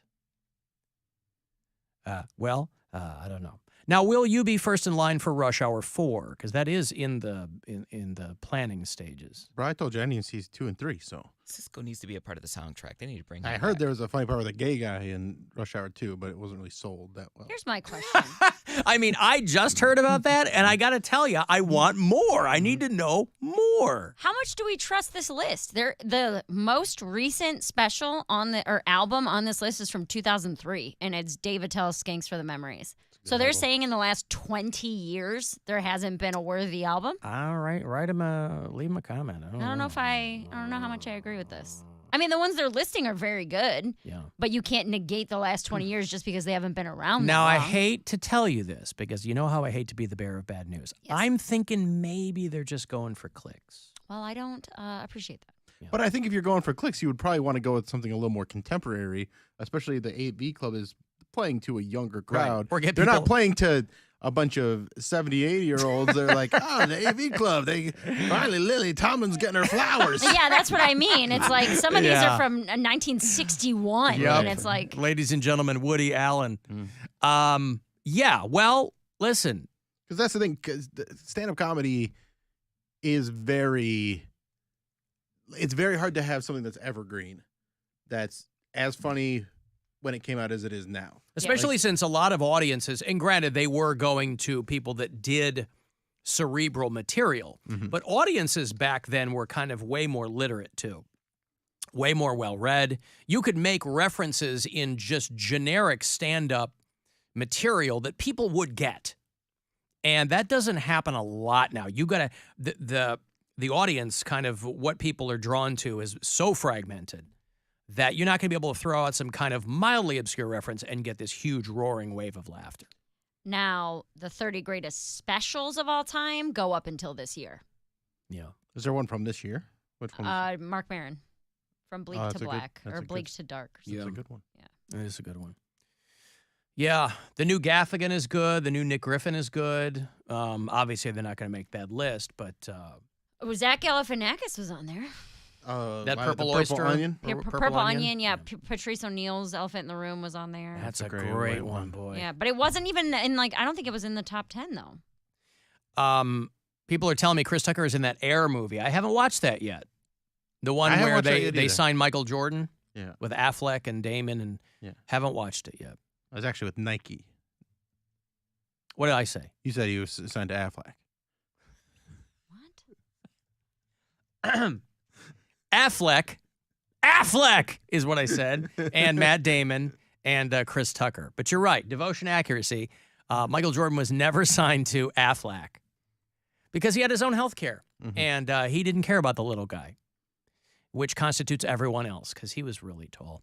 I've got to take a break. If you want to send a text, 35192. If you don't want to text, the number is 35192, and we'll be back.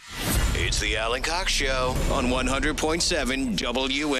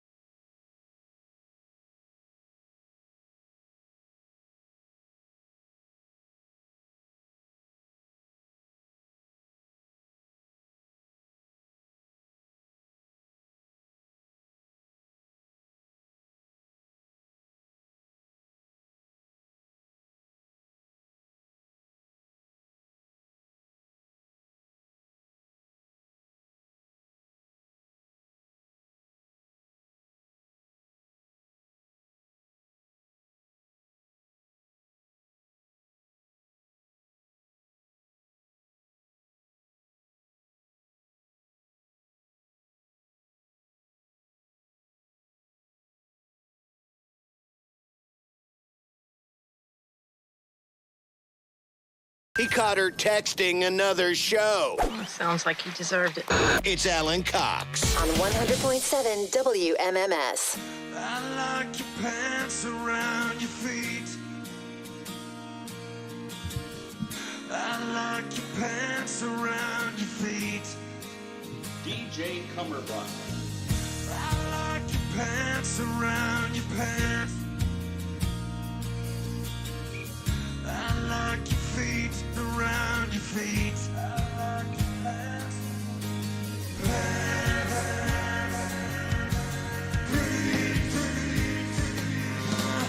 I love pants and I love feet. Mary's going to Nickelback tonight. Out there at Blossom. Big sold-out show. Very exciting. Now, did you make a giant cardboard sign that says Pants Feet by any chance? No, but the day Well, is guess young. what? We made you one. Did you? I'll take it with me. No, I didn't. That's a lack of forethought on my part, and for that I sincerely apologize. Well, but, wait a minute, though. Yes. CVS is right there. I True. could Yeah. theoretically go get a poster board. some Theoretically, you markers, get a lot of things. Yeah. some markers. Yeah. Just write Pants Feet on it. Or is it called Feet Pants? What's the title of the song? I think it's Feet Pants Pant. Feet. Pants Is it Feet? Feet Pants? I don't know. Oh, See, we got to come to a consensus here. Yeah. Whatever it's called, I will write on a poster board and I'll hold it up. Now, It is called Pants Feet. okay. I am in pretty much the back of the pavilion, so I don't know that Oh, you they'll are. see it. You're under the shed there. Yeah, I don't know that they'll see it from way back there. Okay. Or I could get two. It's something to One consider. that says pants, one that says feet, and make Brian hold one too. Make him hold And then one. you can go back and forth. You can switch. 'Cause Exactly. It goes Pants, feet, pants. Yeah. Mm-hmm. Well, I wonder, if that DJ Cummerbund remix there has gotten so much heat behind it that maybe, even Nickelback themselves have alluded to how much they enjoy that version of that song. So maybe they'll do it tonight, unsolicited. I don't know. Hey, here's one you might remember. I love pants and I love feet. They're coming tonight with Brantley Gilbert and a guy named Josh Ross, who was just here performing. Mm-hmm. Sounded great. Mary, was that why you came in? No, I had a Oh. dental cleaning. I had a teeth cleaning that was Here in the over- office. Who's doing They it? Is come to Curtis here? still doing Curtis is house doing cleaning? it. Wow. Yeah. Side hustle. Well, good for him. No, it was in Willoughby, but it was over at like 10 after 12, so I just came straight to work. Oh, I thought you came in for the dude. Well, that was a So- plus. Yeah. And there was free wraps too and cookies. Free wraps. Yeah. Free wraps and cookies. Mm-hmm. Wait, what's the name of the guy that played today? Josh Ross. Josh Ross. And then his one guitar player looked like Kenny Powers. I don't know who that was. That was just like his backup support, dude yeah. or whatever. Yeah. But you liked him, right? Yeah, he's great. You were familiar with him before that? I've heard his one song's called Trouble, but I didn't know anything else by I him. knew you were trouble when we walked in. That's Taylor Is that Swift. him? That's not him? No. Are you sure? I'm positive. And then a goat screams? No. Nope. Well, this guy is he's another Canadian. I have to think that that's why they're taking him out with him. I don't think Brantley Gilbert is Canadian, is he? Isn't he? I thought Brantley Gilbert was Canadian. You But know, maybe he isn't. Oh, no, I'm in all caps, and then I always feel like I'm screaming. You were trouble when you walked Yeah, that's that guy. in. So shame on me now. Blew me to places I've never been. Now I'm lying on the cold hard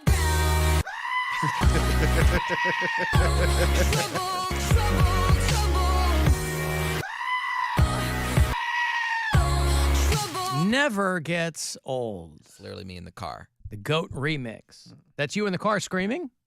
Yeah, when I think I'm like hitting the notes, like with Whitney Houston or whoever, like Celine, all of them. Yeah. Brantley Gilbert is from Jefferson, Georgia, Oh, okay. not Canada. Maybe they're just all friends. Well, that Josh Ross dude is from... Josh Ross was going to be a professional football... He wanted to join the Canadian Football League. He went to college on a... I heard he went to college on a football scholarship. And that's how easily you can pivot. Because people forget. People What think... position? All of them. He's not like a big dude. Well, I don't know. I just heard that what he did before country music. But, people forget. People think that Canada is just Vancouver and Toronto and Calgary. And That's why so many country artists come from Canada, because most of Canada is the sticks. True. What's that? What country artists are from Canada? There's a lot of them Shania from Twain. Canada, Shania. Yeah, there's a lot of country artists from Canada. Therefore, lots. Because there are tons of hill rods up there. They've got like a built-in audience. It's like No, dude, I mean, if you're talking names, Shania Twain is the only one. Lindsay L. has a couple hits. What about Josh Ross? What about Katie Lang? What You're- about you're Anne losing me Murray? here. Are you dissing the Snowbird? I'm just saying I don't know any of these people. Well, what about... As I skim this list, I don't know. They got Bryan Adams on this list. Okay, but He's here's not a country but here's what I'm artist. saying. There are a lot of, just because you never heard of them, there are a lot of country artists from Canada. Maybe that are big in Canada, not that are big here. Well, they don't have to be big here. Well, that's what it felt like you were alluding to. I wasn't. I was saying that most of Canada Is it's country like the, music. It's like the friggin' Canadian. It's like the Australian outback. Gordon Lightfoot. You're telling me he's not a country legend? No. He's more folk. Sundown. You better take care. boy. He folk. He folks people up. Yeah, Shania Twain and Lindsay L. are probably the two biggest names on this Who? list. Shania Twain and Lindsay L. Right. Like I've never heard of Lindsay L. So She's had several hits. and I believe you. I'm just saying that like what people know is different from. Maybe there's a massive American following for Kira Isabella.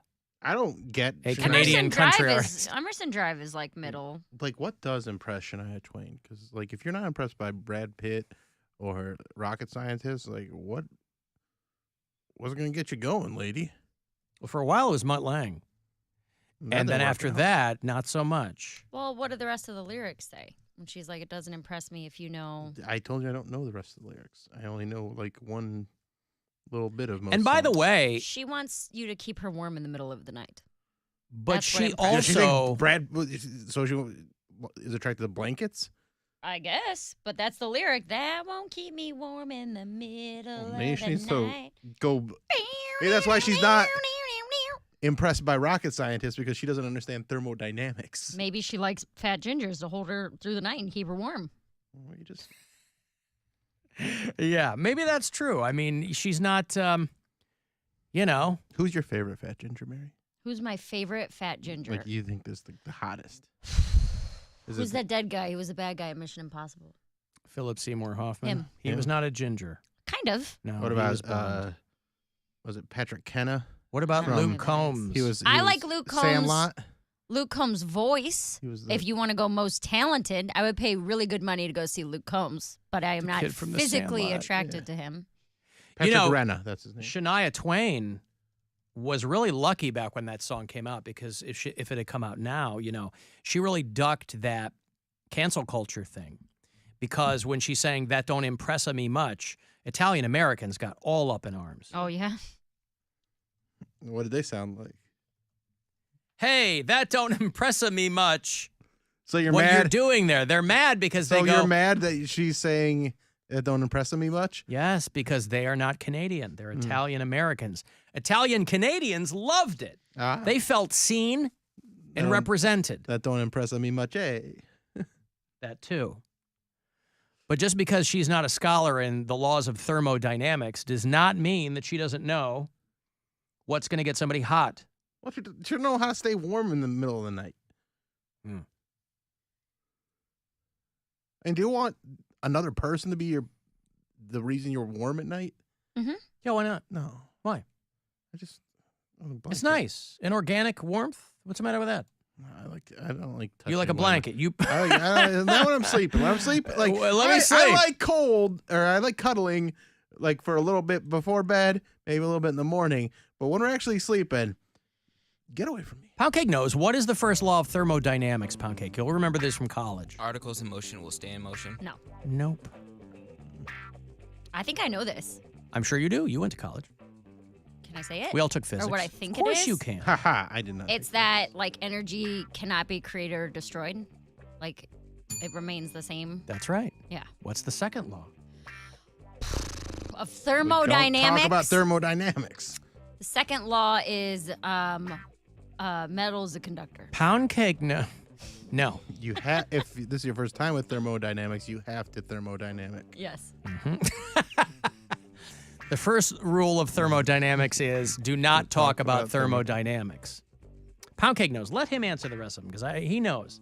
I know that he knows because he cornered me a couple of years ago and he goes, let me talk to you about the laws of thermodynamics. And I was like, all right, fine. So all he's got to do is just recall. But you remember from physics. Okay, what was the question again? He's going all the way back to what's the question again? No, I'm saying you said the second Yeah, law. the second law. She nailed the first one. What's the second law of thermodynamics? Well, let's Can you recap. can you use it in a sentence, please? Recap. Yes. What is the second law of thermodynamics? Country of origin. Recap the first law of thermodynamics. Energy can neither be No, created no, nor for destroyed. I heard her. I Yeah. just wanted to see what you said. Energy cannot be created nor destroyed. Yep. Second law, it comes after the first. Yes. Energy can't be created nor destroyed. That's the first one. I'm not done yet. He's putting an addendum on it. Unless you have a bad attitude. Yeah, that's what it was. Yeah. Threw the bad attitude in there. That's right. And you just have no energy and you take a nap and then the energy's Yep, back. that's the kind of energy they're talking about. Eat right, Mhm. exercise. Exercise. Where were you exercising? Oh, Orange Theory Fitness. Oh, God, look at my arms. They're so big. Hey, look at you. They Are you really only doing arms, by No, the I'm way? not. Like That's some energy. I that love can't you, be but the destroyed. rest of you doesn't look like you've No, changed that no, much. you guys No, go his see. belly is smaller. Is and so it? are his legs. It's, Okay. it's the way I'm sitting. None of you guys You take actually your pants have. off? No, he's got shorts on. Oh, you got shorts on have today. shorts. They look very short. He's wearing short pants. It's because the way I'm sitting, I'm slouching. I don't have. Don't slouch. I have good posture when I stand. But There was a lady That's at the fourth law of thermodynamics. Don't slouch. There was a lady at Buzzard Fest, and we were in the broadcast tent. We were just talking to people and signing things or whatever. And she goes, Poundcake's posture is amazing. I go, yeah, because he always like sticks his boobies out and walks around. I go, don't ever dismiss his posture. You know, it's He, not, he walks with his shoulders back. You know? I hate the stupid angle on this camera because none of you guys have your Crocs showing the rest of your body. You don't see the torso. But the way I'm No, sitting, if you click over to our live OnlyFans stream, it's all crotches. you literally have Under the desk. I've got my camera pointed. I don't have pants on at all, so my camera's pointed directly at my twig and berries. Yeah, all you guys are chest up. So yeah, it does. It looks like I have a fupa the way I'm sitting, but I don't. I'm either the same weight I was when I started, or like I am. Probably a few pounds heavier just because of the muscle you put on. Yeah. Well, then why don't we change your camera angle? Because you can't really. There's not a lot of spots in there for it. No? Because like when it was like straight forward on him, it's that fisheye, and it looked super I see, weird. yeah. Put it under the desk. Under the But like desk. if I stand up, Under the desk. my fupa's gone. Yeah. You don't have a. I don't even think you're using that word right, Cody. Fat upper. Poundcake area. There you go. Yeah, he's using it right. Well, then, you know what you should do? Stand the whole show. I'm not gonna do that. You know, I didn't ever start sitting at work or sitting during my show until I came to Cleveland. I was gonna say I I've used to never stand seen for you my stand. whole show. Because it keeps you in an aggressive position, right? You get too comfortable. What have I told you? What do you need to be aggressive for? Because I used to have a very contentious relationship with my audience. So I was always... You hated them. No, I didn't hate them. They hated me. I was always... we had a love-hate thing going on. No, for the longest time. But now, these new studios, by the way, I wouldn't be able to stand because they're kind of at a weird height. Oak Tree, I could have stood if I wanted to. I think the first 2 weeks I was on the air in Cleveland, I still stood. And then I was like, yeah, this is going to get... might be time to sit. Yeah, you were sitting by the time I got on the show. Yeah. By the way... next week, 1 week from today, will be our 1-year anniversary in the new downtown studios. Nice. As of today, we've been here for 51 weeks. Poundcake, did you see the photo of the pterodactyl that's going viral? Because a guy is sure that he saw a pterodactyl out in the wild, and people are going crazy. I'm not surprised. Mm-hmm. But it wasn't at Cascade Park in Elyria. So. Well, no, but you can't have everything. I mean, this guy posted a photo. Said, I captured he called it a pterandon. His pterodactyl photo, he was walking through a nature preserve, and he had taken and posted a picture, and the interwebs went crazy. And I have to think that had your mom posted a photo like this,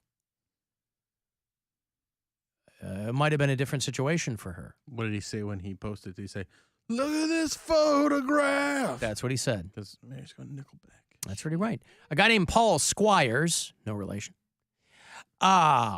said that his picture got a ton of views and reactions out of all of the wildlife pictures he's posted online. He said, boy, this pterodactyl one. Now, obviously, this is a guy who's goofing around. Your mom still believes that she saw a pterodactyl. So that's where the two of them kind of diverge in their opinions. Yeah, I mean, last time I checked, she still believes she saw a pterodactyl. Mm-hmm. So. Why does it start with a P, by the way? Well, because they drink a lot, and I don't know. I don't know what the I don't know what the etymology is of that. We're making up names for animals that existed before we even got here, and you're trying to make it more complicated than it needs to be. You don't need you could start it with a T. Like it doesn't know that it starts with a P. Why well, we didn't make the word up. It's Greek. We didn't make the word up. English-speaking people didn't make it up. Okay. It's a Greek word. Why there's a P, don't know. Why is there a P in pound cake? You could have just only because it's in there. Pterodactyl you could have been starts with pound a T. cake, huh? Pterodactyl starts with a T, or it should start with a T. But the root word is Greek. Yeah, we change Greek words all the time. That doesn't suit our agenda. That's why we our agenda, our anti-Greek agenda. Yeah, that's why PETA starts with a silent P. Anyway, the Greek word meaning winged finger is where you get pterodactyl. Now, Poundcake also knows that because, of course, he was a student of antiquities for a long, long time. I took communications at the University of Akron. That's where I was a student. Must be nice. I'm sure they're real happy. Must be nice. Yeah. Alan, you guys can't forget Nickelback, a great Canadian country band. That's what got us talking about the fact that these country guys are opening for Nickelback because Mary's going tonight to a sold-out show. That, just to refresh my memory, that you bought tickets for? No. And you didn't? No. But you're buying everything for Brian. Yeah, I mean, anything he gets there. If he gets, a little non-alcoholic beer or a snack or something, I'm going to pay for that. Oh, he's not going to drink. He's sober. He's been sober for 2.5 years. That's not what I asked. So, no. You know that I don't think anyone's relapsing at the Nickelback show. You don't know that. There's going to be at least a couple of relapses at this Nickelback show. That's what they pride themselves on, is bringing to town a party atmosphere that will completely override sobriety? Yes. That's what it means your to get willpower. bit by the bottle. Your battle just bit me. I don't think that's on the agenda for tonight. All right. Not on yours, but I guarantee you there will be a couple of relapses. Right. Not on mine or Brian Bailey's. Okay. I cannot speak for the entirety of what's the No, capacity? understood. I 20,000? understand. Yes. Something like that. Yeah, that's right. Yeah, this is their encore song. I think Pants Feet should be their encore song. I think they should come out and do Cleveland, you've been great. Here's Pants Feet. Hope you enjoy it.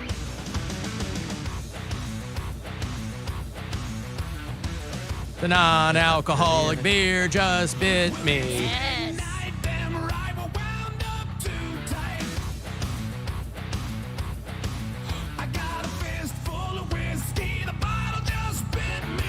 A fistful of whiskey. How does he hold it? Doesn't it run through his fingers so he can get drunk? Like an idiot, just hold it like, oh, this is a good way to do this. This should be in a bottle, really. I mean, but the bottle bit him, so he's scared of it. Balls out is what he said? Yeah, his balls are out? Jeez, holding balls out. Wow. Well, you got to love a good chanthem, right? All right. I mean, this is drinking and partying music, so it really will put everyone's sobriety to the test. Because if you've been taken to that show under duress, you're really going to want to get drunk so that you might not remember it. Brian kept being like, "You owe me one." I said, "Then don't come." I am very well on the record of going to concerts alone. Don't come to this because you think I need you to, so you can hold it over my head. Well, plus, where's the fun in that? Like, why go to a show so he can hold it over That's your what head? I said. I was like, Right. you do not have to come to this. Right. Well, My wife, Gwen, doesn't want me to go to shows with her that I don't dig That's the band. exactly what I said. And he was like, "Well, I want to spend time with you." That's what I said. I go, I'm happy to go. Sound like One it. Rascal Flatts show where I stood there with my arms crossed and she got all mad. Well, I was like, I told him, I was like, I don't want to hear it. I was like, I don't want to hear how bad the music is and how much you hate it. And he was like, well, I'm going to make fun of it. Well, I'm no, gonna that's make fun of it the no, whole no. time. What I said was, I go, I'll keep it to myself. I said, I like live music, you know, but we went to Jimmy Buffett years ago with your ex-wife.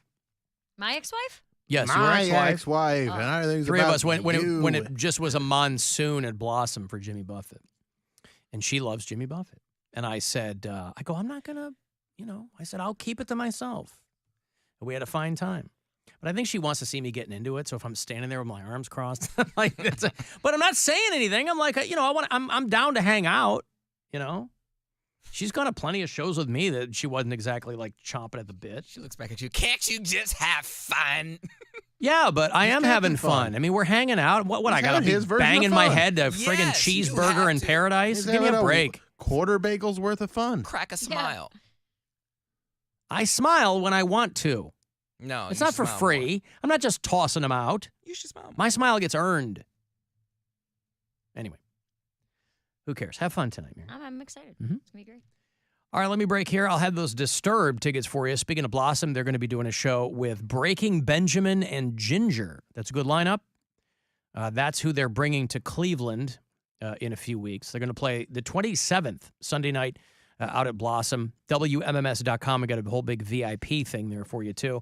But if you want to go see Disturbed, I'll have those tickets for you after this break. 35192 to text for anything else. You can get the live stream at alancoxshow.com and listen anywhere on the iHeartRadio app. Get ready to win your way to our 2023 iHeartRadio Music Festival.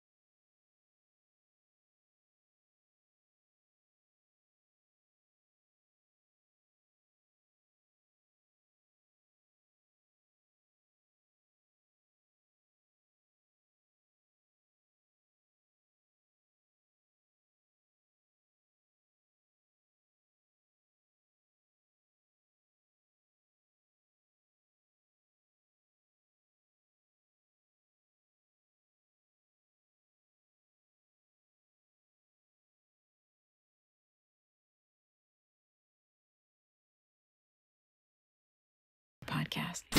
It's time to give stuff away. Oh, it's time to give stuff away. All right, I want to go see Disturbed. They're back on the road. First tour in a minute. Take Back Your Life tour is what they're calling it. Here in Cleveland, we'll get Breaking Benjamin and Ginger in the support slots. Pretty solid. Goes down Sunday, August 27th out at Blossom. If you go to WMMS.com, you can win the Disturbed Unstoppable Keg Crusher package. That's pavilion tickets, access to the pre-show Unstoppable Keg Crusher bar, some autographed limited edition merch, and lots more in there too. So WMMS.com to register for that. Tickets, everything else at livenation.com. And this pair for caller 10 for Disturbed. Good luck. 216-578-1007 or 800-348-1007. Pro tip, if a cop pulls you over and they hear you listening to this, they're probably just going to let you go. Because, you know, they figured you suffered enough. The Alan Cox Show. On 100.7 WMMS.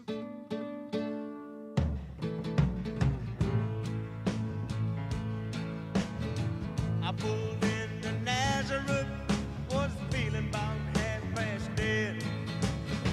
I just need some place where I can lay my head. Hey, mister, can you tell me where a man might find a bed?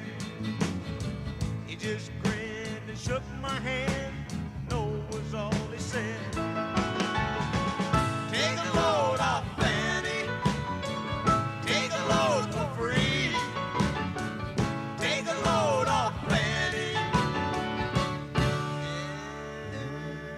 And you put the load right on me. What a great, great song. If you're a fan of the band, the great Levon Helm behind the drums there, singing The Weight, which is always on lists of the greatest rock songs of all time. Robbie Robertson has died. There were 5 guys in the band. 3 of them are already dead. They've been dead for a while. I'll talk about Canadian-American bands. Robbie Robertson, who was kind of the mastermind behind the band. He's 80 years old, and I guess he'd been ill for a long time. But if you've ever seen the movie The Last Waltz, which is late 70s maybe, I don't think it was into the 80s yet. It was supposed to be the band's farewell concert. Martin Scorsese directed it. Great, great concert film about the band. And Robbie Robertson would collaborate with Martin Scorsese a lot after that. Scorsese's got a movie coming out called Killers of the Flower Moon. And Robbie Robertson did the score for it, I think. So they were a big, big deal in the 70s. And they had a lot of pretty dedicated fans. They're in the Rock and Roll Hall of Fame. They got inducted by Clapton in the mid-90s. But the other guys in the band have been dead for a while. Garth Hudson is the last man standing. He was like their keyboardist, and he was kind of a jack of all trades. He'd play the accordion. He'd play the sax. So Robbie Robertson of the band, dead at 80. You see what the runtime is on Killers of the Flower Moon? It's like 3.5 hours, isn't it? 3 hours and 26 minutes. Yeah. Come on, man. Yep. My mother-in-law's birthday was yesterday, and she said that she was going to, we did a little thing for her, had dinner and all that, but she was going to see Oppenheimer today with a friend. I go, that's a long movie. She's like, yeah. Get her to her next birthday. I'll lock into it, yeah. So if you're a fan of the band, and that is one of those bands where they had pretty dedicated fan base, Robbie Robertson is gone. He was always very prominent, too, about his Native American heritage. That was always a very important thing to him. And again, he was other than Levon Helm, who was behind the drums, but kind of went on to do other things, Robbie Robertson was the guy who had remained really, really prolific over the past 50 years. But that Last Waltz movie, if you've never seen it, is awesome. I mean, again, they were done by, the late 70s, but Robbie Robertson was always popping up, doing things. But now he is gone. Get your cannonball now to take me down the line. Cannonball, that's, of course, it's got to be a drug reference, right? Get your cannonball? I have no idea. No? An 8-ball and a cannonball? That's a big jump. The Grateful Dead closed with this song last month in Pittsburgh. There you go. Yeah, it's just one of those great kind of folk rock songs. Somebody else texted me in the break that their son is Brantley Gilbert's personal chef. Ooh. I guess that makes them mad because their son wasn't raised on country music. But this sounds like a good gig. Like, I think if you're a chef, you don't care who you're cooking for, right? My friend. I'm sorry, I can't cook for Skrillex. I'm a jazz fan. My friend was the personal. Try it again. Personal Back to chef. one. My friend was the personal chef for Calvin Harris. My friend was a public chef for a lot of people. That doesn't count. If they just work at McDonald's, Alan, that's not the same thing. How do you get a gig like that? You just You apply go to at chef any school? McDonald's. You mail them Oh. some sushi, and if they like it, they go, hey, come work for me. I'm saying Calvin Harris probably had to taste your stuff beforehand. Like, did you have a friendship? And he's like, oh, you're a chef. Well, Why does he call Not to himself put- Calvin Harris, by the way? no idea. Not his name. Not his name. It's so weird. Like, if you call yourself Marshmallow, you go, okay, it's a stage name, right? Daft Punk, we don't want anybody to know who we are. Skrillex. But to take like a regular name. Maybe that's a person in history that I'm unaware of, somebody Scottish. But maybe it's a reference to something and I'm too stupid to know it. But I just love that this guy with a regular name takes another regular name as his stage name. They said That's awesome. He was awesome. That they paid crazy well, let him stay in the house, overly accommodating. But Cody, like many people who get their jobs, my friend lied on their application and said that they had worked for other famous people before. Oh, really? Yeah, because I guess when it comes to being a private chef, they are like, you have to have experience being around people of a certain echelon, status or whatever. That I get, but there's nobody that was vetting that? I guess not. Nobody in his organization called to see if this person... Or they put down fake phone numbers and were like, hey, you're so-and-so's personal assistant. Vandalay Industries. Yeah. I mean, so many people do that, though. So he got Andre fired. Romano. They used to cook for me. It was good. See? Hey, was he a good cook? Did you like what he made? Yeah. Did he make manigot? Yeah, it's And good. prosciutto? I like the prosciutto. Oh, boy. No, they didn't get fired. They ended up getting hired by some super wealthy Jewish family with a ton of dietary restrictions. Why has it got to be So- Jewish, Mary? Well, because they had so many dietary restrictions, and Are they half eating of kosher? half of them were because they were kosher. Mhm. And so they moved in full time with this family. Was out in Calvin LA. Harris eating kosher? Did he have a No. leg up with that whole thing? No. Not that I know of, but they got offered almost double the money and went. And, Awesome. And they were like, dude, this job sucks. The person was like, you're on call 24 hours a day. That's for why these it pays so people. much. Yeah. Yeah. They're like, you are, like, when you talk about having butlers and stuff, Cody, that's essentially Yeah, what my you're friend all- was doing. You ring the like, oh, let's see. Oh, you're Yeah. sick, or like, Or oh, no, let's- you want a snack at 1 a.m? Go Have get the- the private chef out of our pool house. Go get them and come make me a snack at 1 Mm-hmm. a.m. But do you think? But how likely do you think that is, as opposed to here's? They said that's what was happening. If it's at your disposal, you'll use it. For No, sure. I know, but I'm just saying you would think if you're kind of and obviously rich people they're in a different thing because they can afford to be, but it just seems like if you had somebody like that, you might be less likely to wake them up to make you a sandwich than the chef has a system in place. Hey, if you get a little peckish in the middle of the night, I've got X, Y, and Z set aside for you. Go down to the galley. And you're probably in and get charge it. of grocery shopping and stuff Yes, too. they're in Yeah, of charge course. all of it. Yeah. 100% of anything that has to do with food, beverages, any of Poundcake that. very much wants someone to buttle for him. That would be And so- awesome. yeah, of course. Yeah. I would just order Uber Eats and then replate it. I don't think that's how that works. Do the old It can work that Mr. way. Skinner. How long did he stay in that job, Can Mary? work that way. Steamed hams. They were with Calvin Harris before the pandemic, and then during COVID, the Jewish family hired them to live with them full time. So, Is he still there? no. I was gonna say, how do you have a life? I understand that's a great like bachelor type job, but if you're married and have, No, they're not He's married probably or not any- married. No, nothing no, like that's that. I'm saying if you nobody married is at someone's beck and call. Yeah. On an estate at 1 a.m. Well, and he was like, it's during COVID. Like, I can't. Right. And it was LA. So he's like, we are locked the F down. Like, he was in their bubble. I can't do anything anyway. I might as well make money. a A ton bunch of of money, money. Yeah. And cook for these people, you know?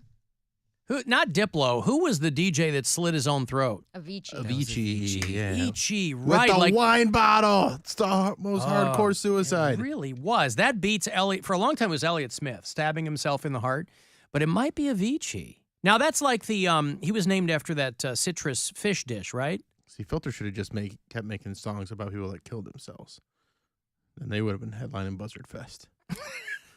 But they were at Buzzard Fest. I know, but they would have headlined if they had. If you got, hey man, nice shot. But if you got, hey man, way to stab yourself in the heart with, way to stab yourself in the heart, and then hey man, way to cut your own jugular with a broken wine bottle. I'm not a songwriter. So I was gonna say, I think I'm I'm figuring out why they didn't do that. It's a little clunky, but I take your point. But the only thing Richard Patrick's got the talent to make it work. The only thing you're saying that kept them from that headlining spot is just one or two more suicide songs. They got our Bud Dwyer locked up. Mm-hmm. You're saying Elliott Smith, Avicii, yeah, maybe somebody else. Oh, who would have been another good one? I mean, Whitney They Houston. could kind of do a reprise with Kurt Cobain. What about this other guy? Also had a nice shot, man. Oh, come on. This is dark. Robin Williams? Oh, yeah. He Could've just hung done himself, something though. That is a suicide movie. Yeah, but Yeah, it's but about it's not slit your throat with a wine bottle. He yeah, just but said still, suicide. hey, just sing a song about suicide. Oh, we're just talking about suicide in general. Yeah. There's a lot of those. That's the point. All they needed to do. Accidental or on purpose? You know what a suicide is? You can't accidentally suicide. Accidental suicide. Well, like we were Whoopsie, I talking killed about myself. Philip Seymour Hoffman, who died from a speedball. It's an overdose. Right, but it was Whitney kind of Houston suicide. didn't kill herself. Well, you know the risk you're taking Slowly when she you do did. drugs, right? Slowly she did. That's not the same thing. I'm going to start calling overdoses accidental suicides. Is that too harsh? Do what you want. Is there logic here, or do I sound like an ass? No, listen, it's accidental when it happens, but you know the path you're going down. Okay, but It rarely ends well. It rarely ends with somebody going, boy, I lived to a ripe old age, Right. still smoking rock, and it never happened. But if that's the case, then every alcoholic would be committing suicide. Yes, you're slowly killing yourself. Yes. You just until you're drinking a case of beer a day or 4 bottles of wine a day. Ooh, they doing about to do that, and it can also be, hey man, nice shot. There was a Yeah, see? there was a Chicago chef that a buddy of mine worked for. This guy Homaro Cantu. He worked for Charlie Trotter. You foodies might know Charlie Trotter, who I think is dead now. Charlie Trotter might have killed himself too, but Homaro Cantu was a very, very renowned chef in Chicago, and a friend of mine was working for one of his restaurants, and he hanged himself in a building he was renovating. Think about that. You're like, I'm pouring money into this. My career is going pretty well. And he's just like threw a bungee over an exposed beam or something. And Dude, the thought of suicide makes me so uncomfortable. I don't know if it's the religious upbringing, and it's not like, oh, you burn in hell forever. It's not that. It's just it makes me so sad to think that Is your lowest. That people think that's the only solution or feel or whatever, you know? remember when we were talking about that dude? And I was skeptical when that story first broke, but I guess they confirmed that dude that committed suicide in San Antonio was part of the grounds crew at the airport, and he walked into the plane engine to commit suicide. Yeah, that was crazy. The woman who was sitting in the window above the engine is suing the airline for PTSD because she said that she saw the whole thing, and now she wants money. That's like the Crazies when those people were all, or the Yeah. Sandra Bullock movie. Oh, Bird Box. Yeah, Bird where Box everyone's committing and, suicides and stuff. What was the Happening? Was it The Happening or the Crazies? The Happening, there was a lawnmower, and Yeah. then the Crazies was Crazies the zombie thing. Oh, or a so I'm virus. thinking of the Happies. You're thinking of the Happening. The Happies.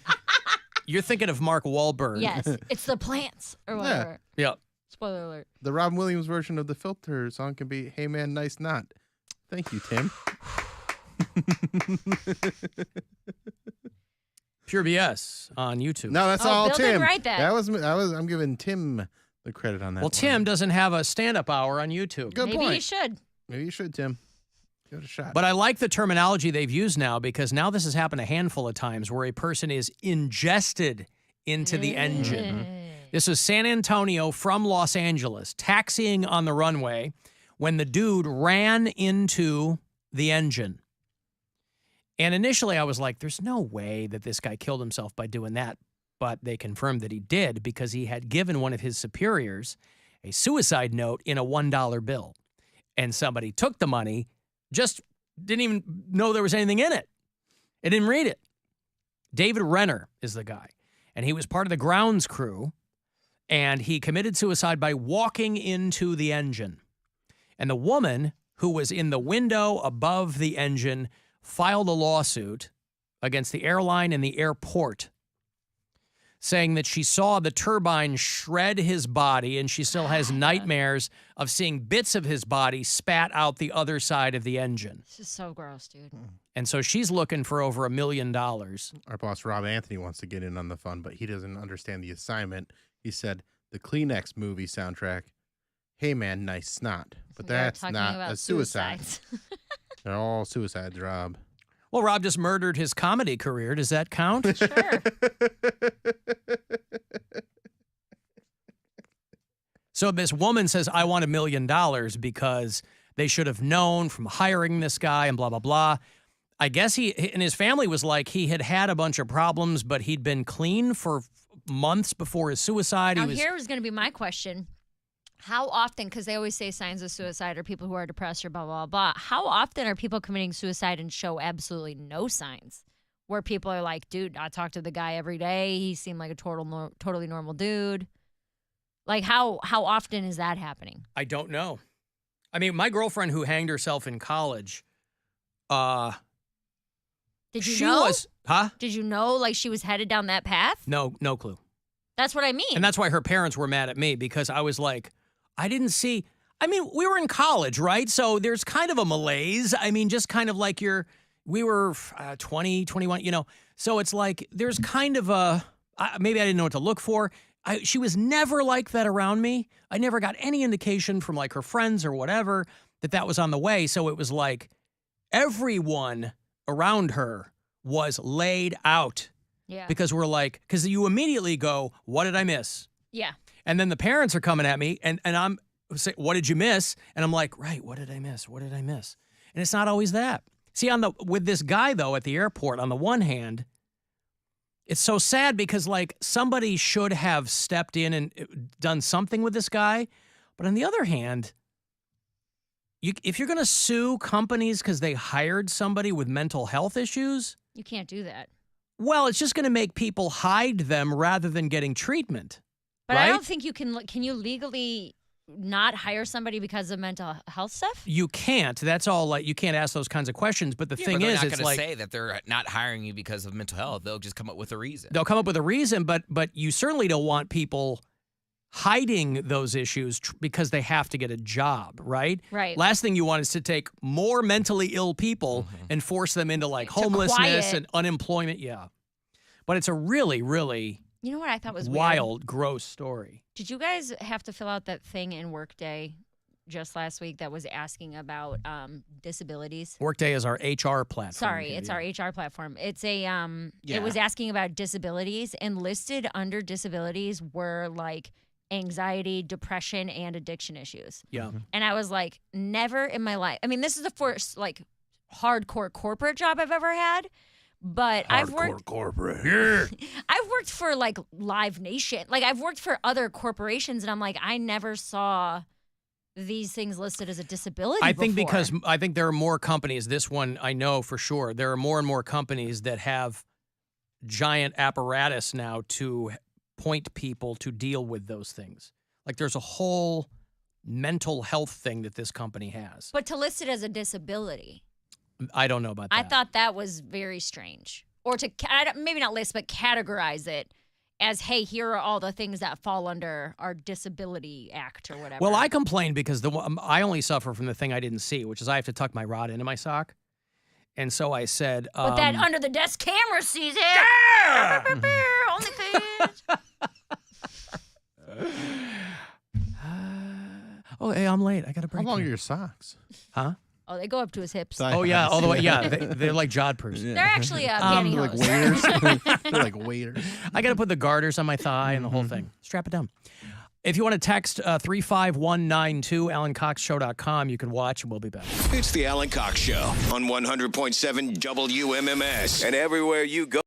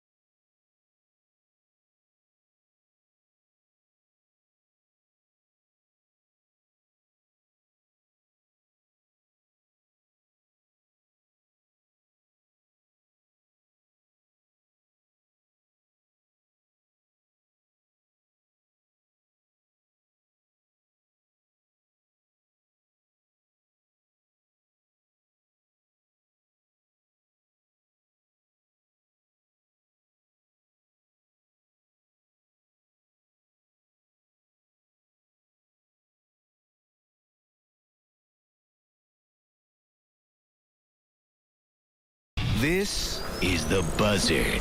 From the Barrio Tacos Tequila and Whiskey Studios. The Buzzard. The home of the buzzard. This is 100.7 WMMS. Cleveland. Hello, we're glad you're here.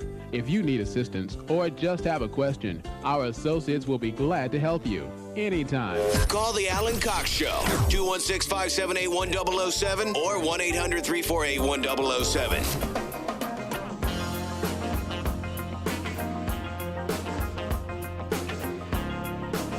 35192. Want to send me a text. AlanCoxShow.com is where the live stream is happening. Where your pictures show up. Who's helping out today? Hermschel Burfwerder. Okay, cool. Thank you. Hermschel. Burfwerder. Assisting there at AlanCoxShow.com. Of course, you listen to us on iHeartRadio from wherever across the North America. Tell me where. Alana listens in Dover, New Hampshire. Jesse is in Castle Rock, Colorado. Sarah is a bureau chief in Rawlins, Wyoming. Travis is in Wixom, Michigan. And thanks, one and all. A couple of things to look ahead to right around 5:30. I will have your next shot to get to Vegas. You only get a couple of these keywords per day. I think Rover has one. Stansbury has one. I have one. 5:30 is when that next keyword to put you in Vegas for our iHeartRadio Music Festival, which is the 22nd and 23rd of next month. Fly out, put you up, tickets, the whole thing. I think we give you like $1,000. I think we give you $1,000 to blow or sock away, whatever you want to do. You will be in Vegas after all. But it's Foo Fighters and Lenny Kravitz and Fall Out Boy and Public Enemy. It's a really good lineup this year. So 5:30 that. We'll get to the Poundcake Sports Break. Award nominated. The award-nominated Poundcake Sports Break. He is, of course, up for Best Sports Talker in Cleveland at Cleveland Scene magazine. Clevescene.com. You can vote once a day for him. Have we all voted for, posted our daily vote for him? I did. I went on this morning and voted for him. If for no other reason than to see him be able to claim a victory in a field of very talented sports broadcasters. He is easily the least talented sports broadcaster in the bunch, but he's our least talented sportscaster. Yeah. And thereby, why should he be the only one on the show not to have won one of these Cleveland Scene Awards? I want to go 4 for 4, but that's contingent on you voting for him. So clevescene.com, it's their annual Best of Cleveland, and Cody Brown is nominated for Best Sports Talker. Pretty sure Ken Carmen, that's on there. He's a University of Akron alum too, WCIP, ZTV. Who do you think that the administration at U of A would favor? Probably him. He's more, I think he's, I don't know. I feel like he's serious at what he does. He is great at what he does. Yeah, but this is a David versus Goliath situation. I'm always going to be for the underdog. And that's Poundcake in this. Because he's up against Gold. Oh, no, he wasn't nominated. Rizzo, another dude that no one knows. But again, all 4 of the other nominees are legitimate sports broadcasters in this market. The only reason that Poundcake is nominated is because we didn't solicit this. You, dear listener, sent in enough votes to nominate him. And so that's great. So we'd like to see it go all the way. Mary is out tomorrow. Craig Ferguson will join me. He has a new podcast on the iHeartRadio app called Joy, a Podcast. And then tomorrow night and Friday night, I will be out putting you on the Alan Cox Show cruise. So I hope you can come join me. Ticket stops tomorrow night and Friday night. Both of them 8 to 10. Whichever one you can come out to either, you can come out to both. Or you can just stay at home with your thumb up your ass for both of them. Not going to get you tickets, though. Ain't going to get you tickets. You're going to find them up there. Tomorrow night, I'll be in Cleveland. I'll be at Dina's Pizza and Pub, Memphis and 57th. And then Friday night, I'll be in Lakewood at Game On. Game On. On Detroit. Both of them from 8 to 10. We're going to play Battleship. And if you get a hit, you get a pair of tickets. What day did you say you'd be at Game On in Lakewood? Friday night. 8 okay. to 10. Tomorrow night at Dina's. Friday night at Game On. I'm sorry? I thought. Never mind. No, go ahead. No, because you said you were going to go to that Ice Nine Kills show, but I thought that was tonight. I don't care for Ice Nine Kills, so I was not going to go to that show. What show were we talking about yesterday? August Burns Red and Ice Nine Kills. Yeah, you said you had tickets for it, didn't you? No, I had tickets for Mastodon and Gojira Mastodon, tomorrow night. That's what it was. I had to unload those because I got an appearance. Got it. So as much as I would love, okay, so if you could just full disclosure. That's why I was confused. Sorry. Full disclosure to the audience. If you come out to Dina's tomorrow night and I seem a little snippy, it's because I'm missing Gojira and Mastodon. But it's in service of you joining us on Captain Fun's Floating Fandango, which is only a couple of weeks away. So you can go to WMMS.com. You can register to win there. You can come out and see me tomorrow night or Friday night or both. But I will have them here on the show for you all next week, too. So for people who are still trying to get them, I'll also have air show tickets for you next week. You know, Labor Day is coming up. That happens out there at Burke Lakefront. The big Labor Day Cleveland National Air Show. So air show tickets, you want to go see Bad Religion? I'll have those next week. And that Baby Clock tour, Baby Metal and Death Clock. Hey, Sue. Hey. Drunk Sue, checking in. What's going on? Yeah, I just wanted to tell you I had a really cool Monday. My Okay, son yep. Came, Oh, my son and his good for girlfriend. you. What happened? I had my kids and my grandkids over on Monday, and we had a cookout. That sounds like a good time. Yeah, and it was really lucky too because the weather broke just long enough for Bob to get out there, cook the burgers and dogs on the grill, and he brought them in, and it wasn't 2 minutes later, and it was a total downpour. Oh, I got caught. I got caught in the downpour. I had some salmon on the Traeger, and I just got poured on. Yep, I was soaking wet when it came to that salmon. Yeah. I'll bet.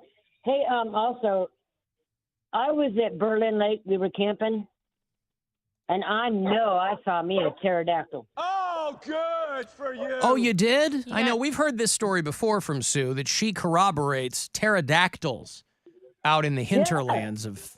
Yeah. Okay. Yeah. Did you get a picture? But, I mean, some people try to call it a crane, but dude, it was a pterodactyl, man. Some people Scientists call it a crane, but I call it a pterodactyl. Yeah. Is there a P on the front of that crane? Yeah. I don't know, but it was big.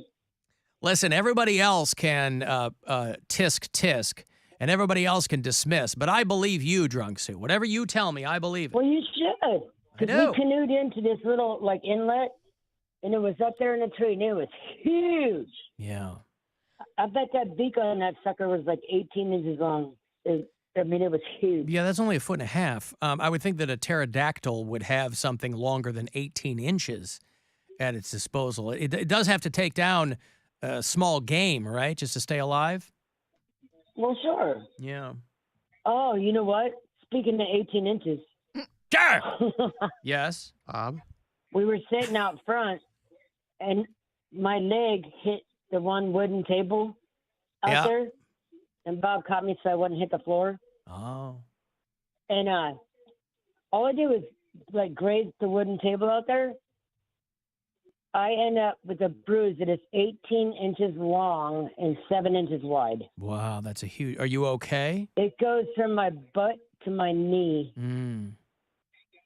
Oh Well, my now God. if it's ever on a Tuesday night trivia, what's the measurement between Drunk Sue's butt and knee? Now we'll know. I hope people are paying attention. Sue, hold on. I'm sorry, there's flies in here. Would you hold on? Yeah, we're killing them too. Thank you. What Okay, is good. going on with the flies this year? But you're okay. You're doing all right. Oh yeah, it's starting to. It took 4 or 5 days before it even started turning color, and then there was this hematoma on it. It was sticking out really far. Mm-hmm. But it's going away. Yeah. Yeah. Okay. But what is up with the flies, man? I don't know. They're they're constant. They're bad this year. Yeah. I don't know. You don't have a restaurant next door to you, do you, Sue? Only my kitchen. It's not a restaurant. Missed it. But I don't leave nothing out. I don't get it. Good job. Yeah, okay. Thank you, Sue. I appreciate the call. Thank you. There's Drunk Sue. Thanks. You guys are the same age. We are not. Sue is 4 years older than me.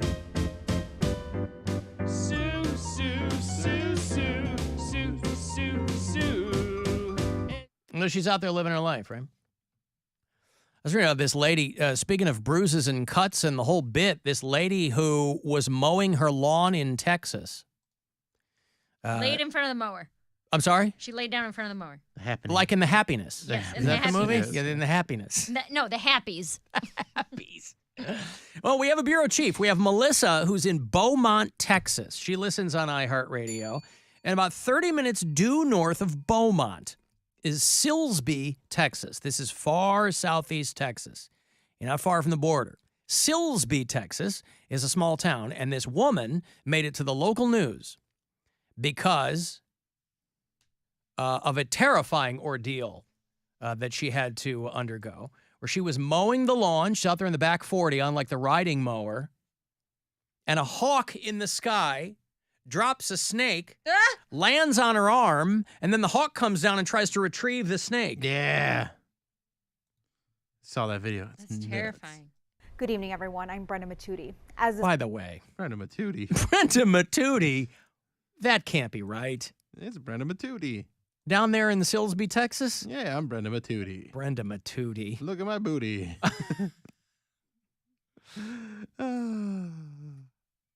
DD Mega Doo-Doo. Yeah, between DD Mega Doo-Doo and Brenda Matuti.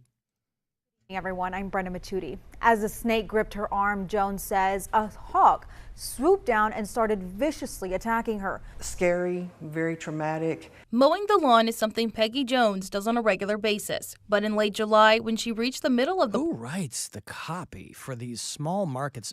Listen, it's Brenda a terrible Matuti. time. It's a terrible, terrible time to work in local news because it's just, you're stretched to your utter limit. Everybody's doing everything. I get it, but mowing the lawn is something that Casey Jones does frequently, regularly, whatever it is. Mowing the lawn is something Peggy Jones does on a regular basis. But in late July, when she reached the middle of the property, she says she got a surprise no one could be prepared for. A snake dropped from the sky. He wrapped himself around me as I was slinging my arm and wouldn't come off. And as this is going on, there's a hawk coming down, trying to get him. And as I'm trying to sling the snake off, the snake is striking me in my eyes. He's striking my face, striking my face. The snake started coiling around her arm tightly, leaving her bruised, only to be met by a hawk who was coming to retrieve its lunch. It was a full-on battle between the three of them. Peggy was fighting for her life. About her life? Well, was it venomous? No. Okay. Venomous hawk? A venomous hawk, yeah. You got to look out for them venom hawks, boy. They come swooping down. You're in a lot of trouble. Peggy was fighting for her life. About the fourth time, the hawk got the snake and carried it away, and I looked down and I was covered in blood. I would like to thank everyone for all the prayers and concerns. It's been a overwhelming experience, and I just am thankful that I'm alive. So she was overcome with emotion because she was very, very happy to be alive after, what was our reporter's name? DD Mega Doo-Doo. Brenda Matuti? Mm-hmm. After Brenda Matuti went out there and talked to her. So another crisis averted down there in Silsbee, Texas, which is not far from where one of our bureau chiefs lives. But the story, oh my goodness. And again, I go back to my own story, although it didn't involve bruising or cuts. But when the seagull came down and took the wiener right out of my bun, I was walking back with food. We're in the Bahamas. And I'm walking back with a hot dog that I've just dressed myself. And you know how particular I am about my hot dogs. And their dressings. Yes. Hot dog had more on it than I did. I'm on the beach in the Bahamas, walking back with food. All kinds of people sitting there on the beach. All turn, point, and laugh. You sound just like them, Bill. I'm having flashbacks. And I'm walking back all happy because I've made my hot dog just the way I want it. Mm-hmm. This seagull You put couldn't... peaches on it? Huh? You put a peach on it? No. Well. The seagull put a little beach on it. The seagull comes down, couldn't care less what's on my hot dog. But it was the surgical precision that was so impressive. Got the dog. Birds of prey, man. Because here around, what do you see around here, right? Seagulls in parking lots. And people go, why are there seagulls in parking lots near bodies of water? And the only explanation I ever heard, and I don't know if it's true or made up, is that when they're flying, big open parking lots look like bodies of water to them. I don't know if that's true. It's as good of an explanation as I've ever heard. But you're like, why would there be seagulls in a friggin' parking lot? Anyway, so if you live in the city, that's where you're used to seeing seagulls. Or near the water. We were near the water. Swoops down.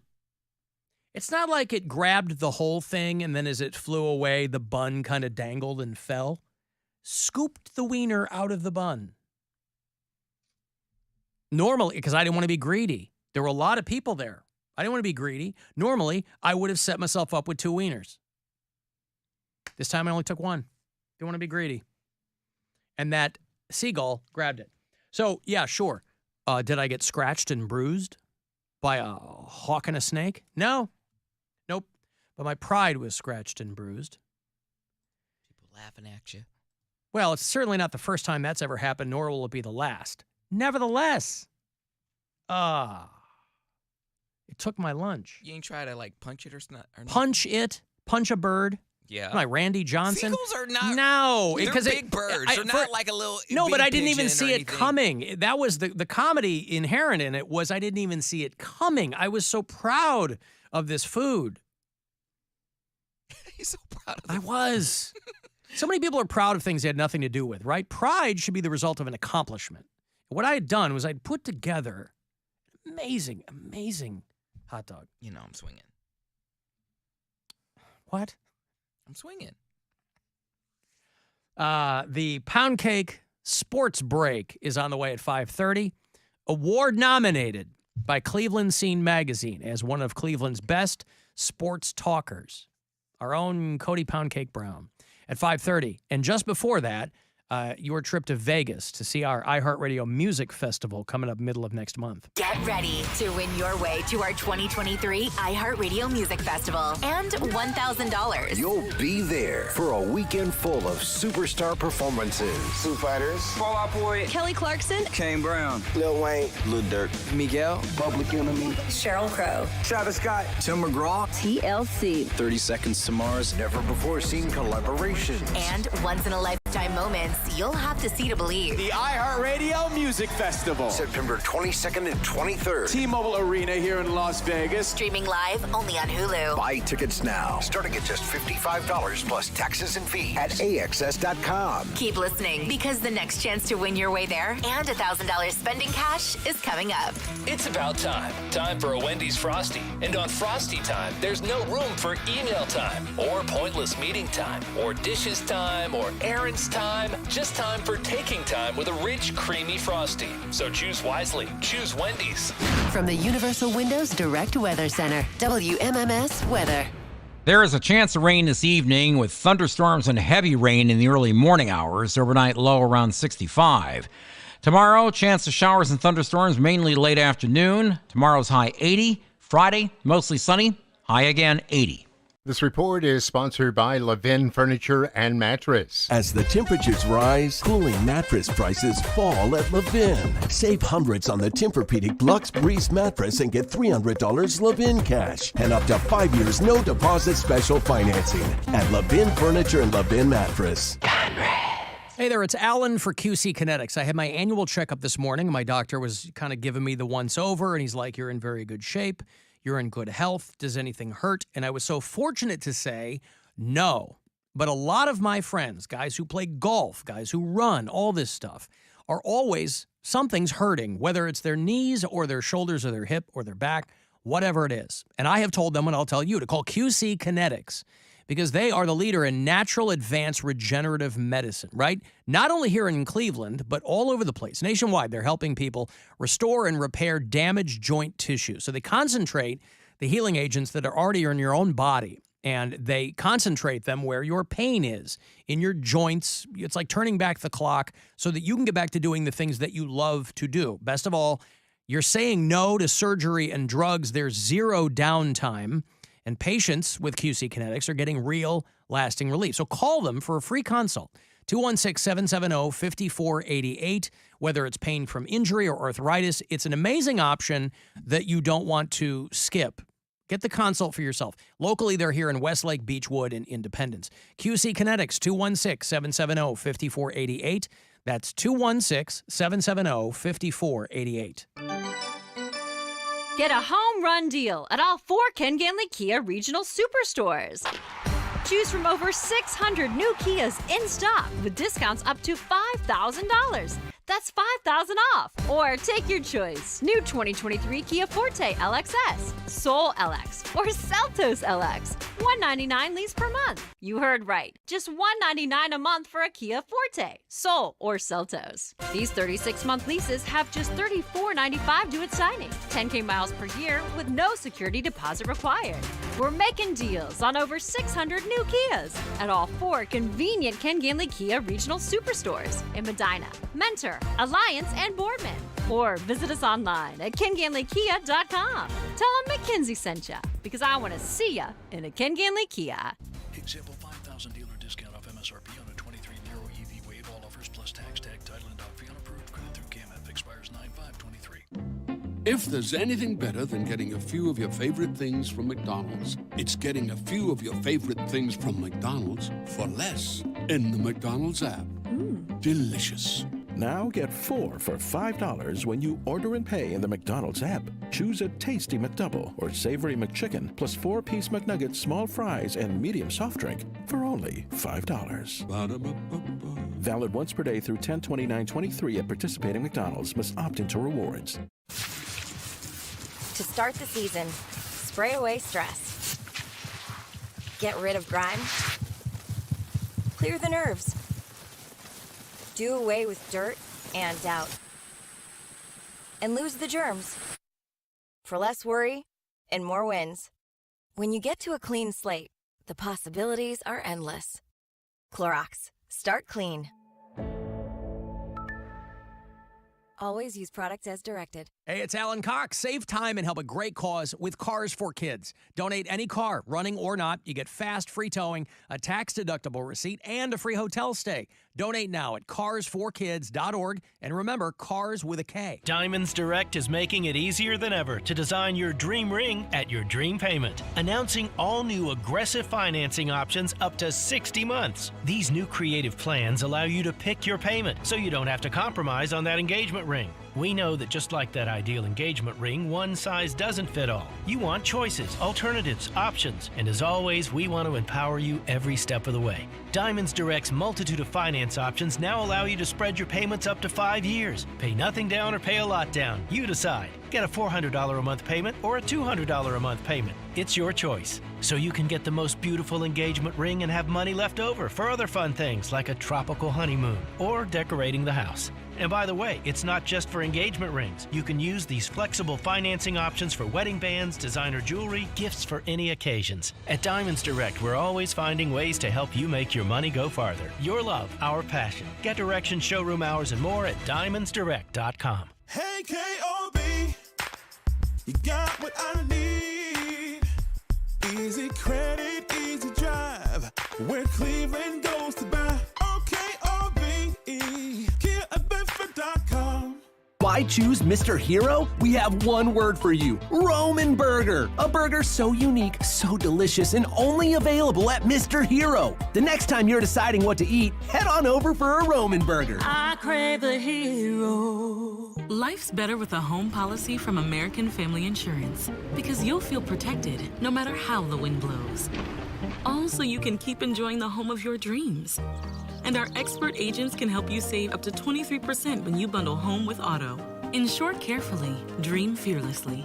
American Family Insurance. Get a quote? Find an agent at amfam.com. Products not available in every state. Visit amfam.com to learn how discounts may apply to you. American Family Mutual Insurance Company, SI, and its operating company, 6000 American Parkway, Madison, Wisconsin. Dad, I don't feel good. I'll grab the Vicks DayQuil Kids Honey. Isn't DayQuil just for parents? Actually, Vicks DayQuil Kids Honey is just for kids, specially designed to treat kids' most bothersome cold symptoms quickly with a honeylicious tasting flavor kids like. You know what else kids like? DayQuil Kids Honey first, then video games. Deal. Vicks DayQuil Kids Honey. The kids' honeylicious daytime coughing, congestion, stuffy head, stuffy nose medicine. Safe for ages 6+. Hey, it's Alan. After a long hiatus, the Alan Cox Show cruise is back on the high seas of Lake Erie this summer, courtesy of Bud Light. You want to join us on Captain Fun's Floating Fandango? All you've got to do is get to your local retailer, find the Bud Light display, scan the QR code with your phone, and register. Super easy. Go to WMMS.com for a list of locations, rules, and all the ways to win your way on board. Captain Fun's Floating Fandango, August 26th on the Nautica Queen.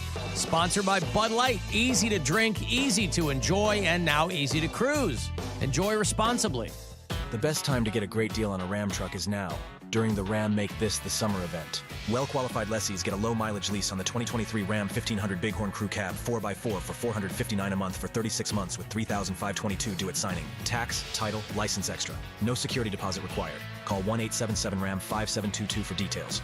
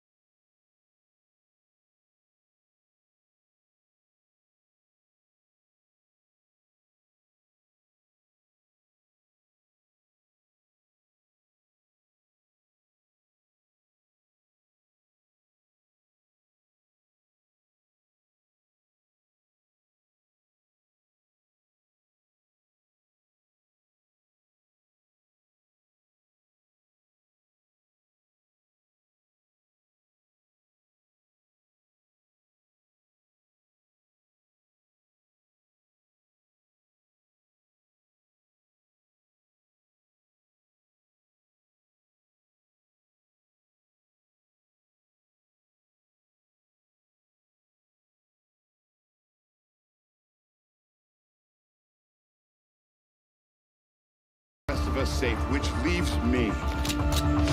I'm asking for your forgiveness. Aftershock Season 2, starring Sarah Wayne Callies, David Harbour, and Jeffrey Dean Morgan. Listen to Aftershock on the iHeartRadio app or wherever you get your podcasts. Give stuff away, time to give stuff away, time to give stuff away, give stuff away. Hey, it's a return of Bullet for My Valentine. Back on the road. Where are they from? Finland or Sweden or something like that? Who cares, right? They're going to be here with special guests of Mice and Men and Vended. Dudes in Slipknot. Their sons are in that Vended band. All three of them, Wednesday, October 18th. They're going to play the Agora for you. You can go to agoracleveland.com for whatever details I might have left out. But caller 10, these tickets are yours. Good luck. 216-578-1007 or 800-348-1007. Brain dead entertainment throughout history. The Cup and Ball, the Yo-Yo, Pong, the Alan Cox Show. On 100.7 WMMS.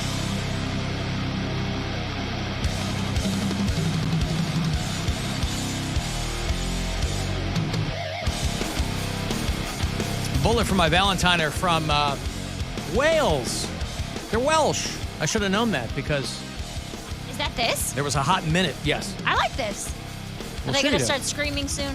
It's a good band. No, not too much of that. I mean, yeah, I like them. I like this. Of Mice and Men is a band that was kind of off the radar, too, for a while because their singer was this guy, Austin Carlisle. He had, like, some condition or something. He was, like, really tall. He had Marfan syndrome, I think, where it kind of elongates your features and you're real tall. He was in a band called Attack Attack. And then it became Of Mice and Men. I think they have a different frontman now. But if you're familiar with that band, that's what's going on there. And then that Vended band, a couple of dudes whose dads are in Slipknot. So it's a good lineup. But yeah, you would probably really like Bullet for My Valentine. I feel like I've heard them before. I'm sure you have. I mean, I don't think that they've had like hits per se. That's a really old song I just played for you there. But yeah, they're a real good band. They do solid work. Sometimes that's the best you can ask from a band, is just doing solid work, going out and touring, right? Nobody's becoming a billionaire, but you go out and have a good time. $3.94 in the blacklist. Reggie from Canton. Seagulls have also learned that there's usually food in parking lots. French fries. Yeah, that's good. We used to go to the McDonald's in Berea parking lot to feed the seagulls. So they were there. Wait, to feed the seagulls? Like whenever we would go to McDonald's, Couldn't we would afford pull. the zoo. Yeah, right. We would pull around into the parking lot where Hollywood Video and Dollar General and stuff was, and we would like throw French fries out, and seagulls would come. But why feed the seagulls? Well, This we is were going to bring them back. no, It's a menace. We were going there to get our own McDonald's, but our parents would humor us and let us throw a couple fries out the window for the seagulls while we were there. See, this is where this feeding feral animals thing was instilled in you. That's Yeah. why you're feeding raccoons that come around your house. Not a raccoon. I did Cat. feed the raccoons. You did feed the raccoons. I feed raccoons and squirrel. There's a squirrel named Roger that has. Wait. You named him Roger, or the squirrel is named? Introduced himself to me as Roger. He tried to say it was pronounced Roger, but I saw right through him. He's got a messed up tail. That's how I know which one is him. And he and I are like buddies. Like he'll come up to the porch while I'm sitting on it. The one day he crawled up on our little bench by our kitchen window and was like looking at our kitchen window. But this has caused a problem in my household because I keep feeding Roger and he keeps coming around, and he's recently been getting into Brian's fern. Yes. And this Brian is loves he his has a fern. green thumb, and this is where you're going to run into problems because He was very upset with me that I let Roger into his fern. But I didn't let even him. let him. Yeah. You just made it seem like He was he's comfortable. it's okay to come and eat and mess around in your guys' stuff. But that's on you because you are on a first name basis. Yes. Yeah. It's Roger. And he's And this is- messing with Brian's fern. He This was is what up you in want for Brian's my fern. life? Yeah. This I is- told Bill I wanted him to stop hoeing around and fall in love and move to the suburbs. Why? So that he can also get a pet squirrel named He's Roger. living his best life. Let him hoe around. Me hoe. What are you trying to do to him? I'm trying to make him be in love. He's been in love. He's just got out of currently it. not. Just got out of love. Okay, go be his love. You weren't in love. Were you in love with your last girlfriend? Yeah. Oh, you were really? We were together for a couple years. Well, that mean you're in love. I mean, Yeah, we're in love. Okay. Like, I loved her, and it just didn't work out. I got hoes. In one area code. no, you travel. 216-440-330. Oh, yeah, You got three. Isn't there like a new one too? 419 if you go to Yeah, Toledo. yeah. 614 if you go to Columbus. I've already I've snapped. got a lot down there. I've already snapped my one of my With all that power. Yes. With all that With all power. that, except I'm a dummy because every time I leave the studio to do something, I should take this with me. Yeah. They're not in here. Nope, I murdered them all. Well, we all murdered them all in here. Mm-hmm. I started with my Mr. bare hands. Miyagi over here is plucking them out of thin air. Danielson. Mr. Miyagi never caught him with the chopsticks. Alan, I'm glad that you're healthy. I was worried you'd have rotator cuff damage from all the crabapple tossing. I appreciate that was your... Tufts. That was string tufts. Yeah, that was not Crabapple Alan. Tufts. Well, no, it started with, it was me throwing the apples, but blaming it on Tufts. Oh, There were no Tufts. Oh, of course, that was the whole story. There were no rolling Tufts. over in his grave. I was house sitting, and I blamed it on Tufts. Roving bands of Tufts. John says, Alan, I'm not coming at you with any kind of bile, just some friendly market research. The second Drunk Sue comes on. The second. I turn the channel, and I'm sure I'm not alone. That's John. John, I hate to break it to you, you are alone. I can see minute-by-minute ratings on my screen in front of me. It's like a stock ticker. And unfortunately for you, when Drunk Sue comes on, the ratings spike to such a degree where it breaches the limits of my monitor frame. I can't even see how high they've gone. I would have to imagine them piercing the ceiling of this brand new studio. I bet they're pretty high, too, when I was explaining how funny Rush Hour is. Oh, God, I got so many texts and messages from people after that. They were like, is Bill okay? Because is he all right? People don't get a bit. Yeah, they do. I think they're okay. I think they were just checking on you. Alan, I was just listening to a radio show, and there's this guy, Bill Squire, talking about Chris Tucker. It was just absolutely hilarious. Hate the show, bye. Yeah, see? He gets it. Yeah, he That's gets good. it. I love it.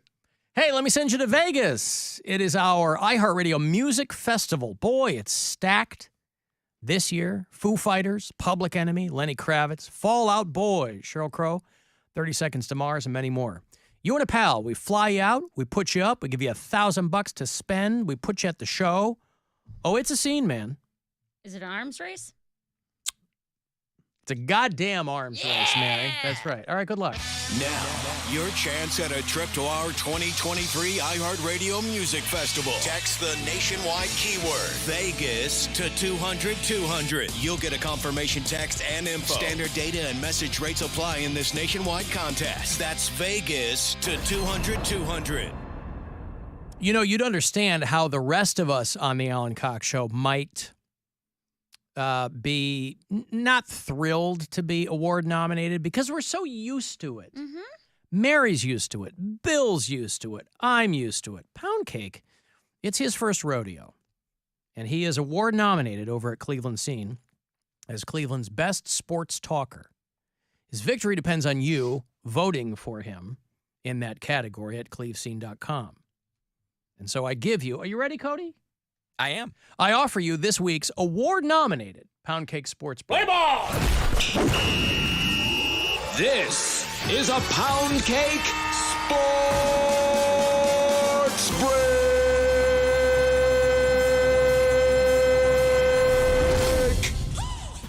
In the headlines today, ex-NFL star Henry Ruggs was sentenced this morning in the crash that killed a young lady and her dog. The ex-Raiders player was sentenced to 3 to 10 years in prison, and he'll be eligible for parole after his third year. Well, do we think that's fair? Because I don't think so. I will say I will give Henry an ounce of credit because he accepted responsibility for his actions, and he apologized to the family of the young woman in court, saying he was sorry for his actions and that he hurt so many people, and he has no excuse. Now the only thing that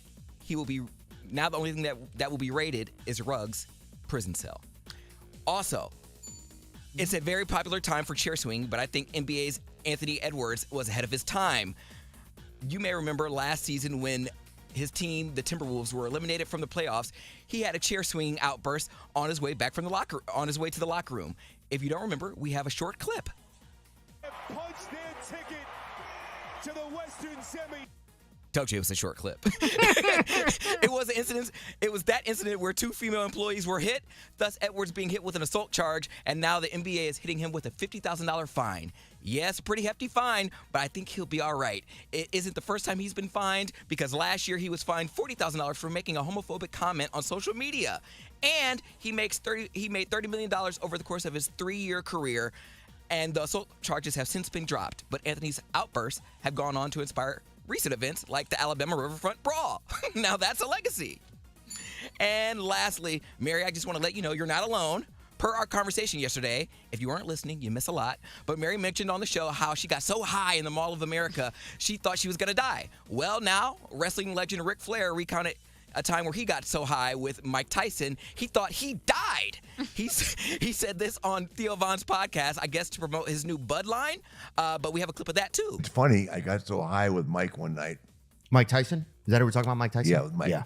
So high. We're partners in the cannabis business. Mm-hmm. Got so high with Mike one night in the Hamptons that I went to call a cannabis coma, right? I mean, I actually thought I died. Well, cannabis coma, if that's not already a name for a strand of weed, it will be soon. I know people that can't wait to try that. And that, ladies and gentlemen, concludes this Poundcake Sports Break. This is a Poundcake Sports Break.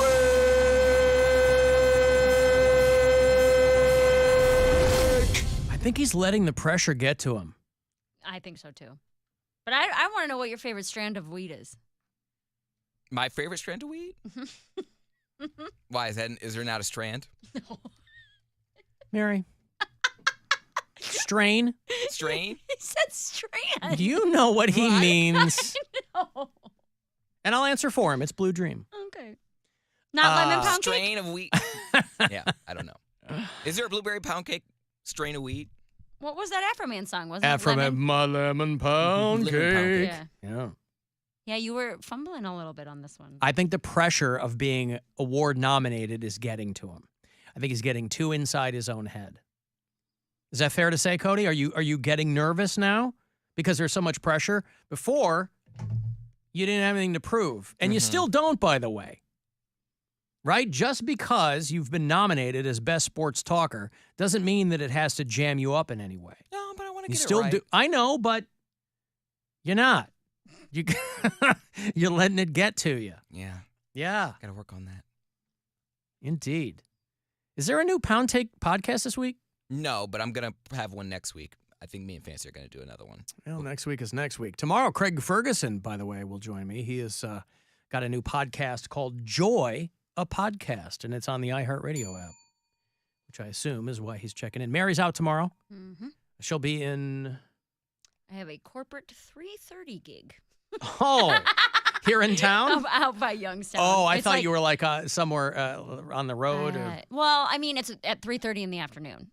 So it's well, I like, didn't think it was 3:30 in the morning. Yeah. Well, yeah. Well, that would be better, to be honest with you. If these things didn't pay so well, we wouldn't do them. It's the Third Shifters Convention. Here's Mary Santora, everybody, at 3:30 in the morning. You know how we set up like our little makeshift Dunkin' Lounge out here, and there's 7 to 10 employees? I have a very strong feeling it's going to be like that.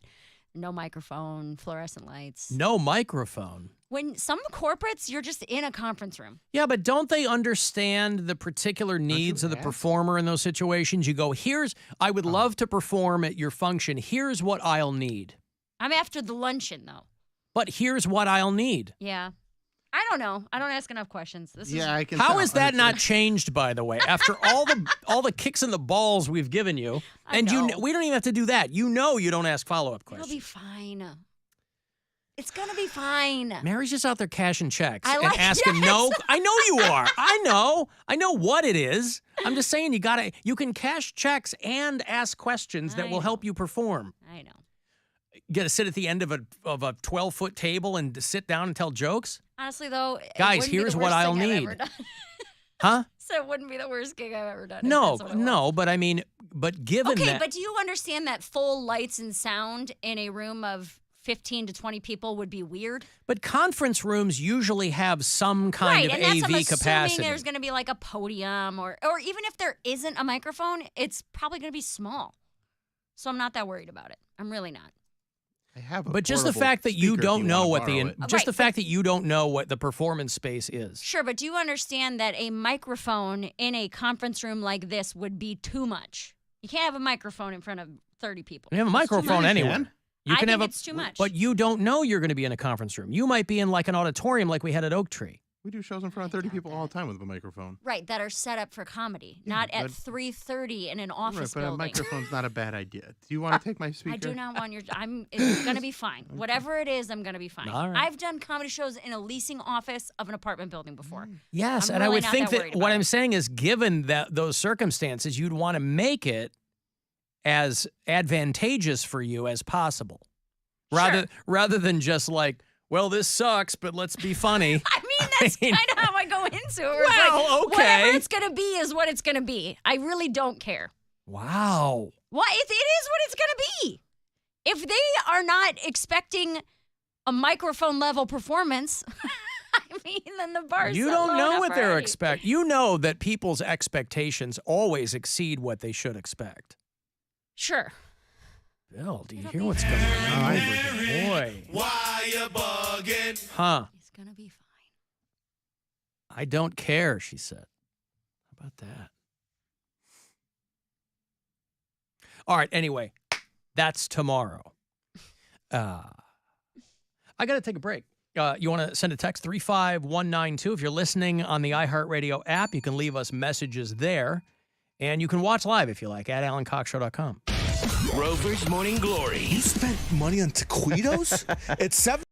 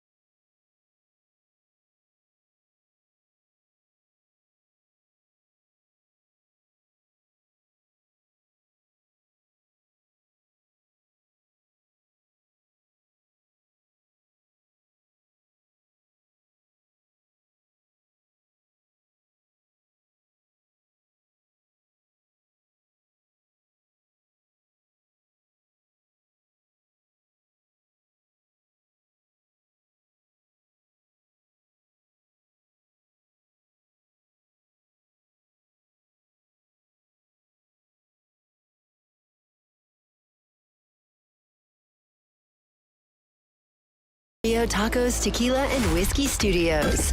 The Buzzard. The home of the Buzzard. Buzzard. This is 100.7 WMMS. Cleveland. Call the Alan Cox Show. Thanks for turning me on and allowing me to spend this time with you. I hope I can turn you on. 216-578-1007 or 1-800-348-1007.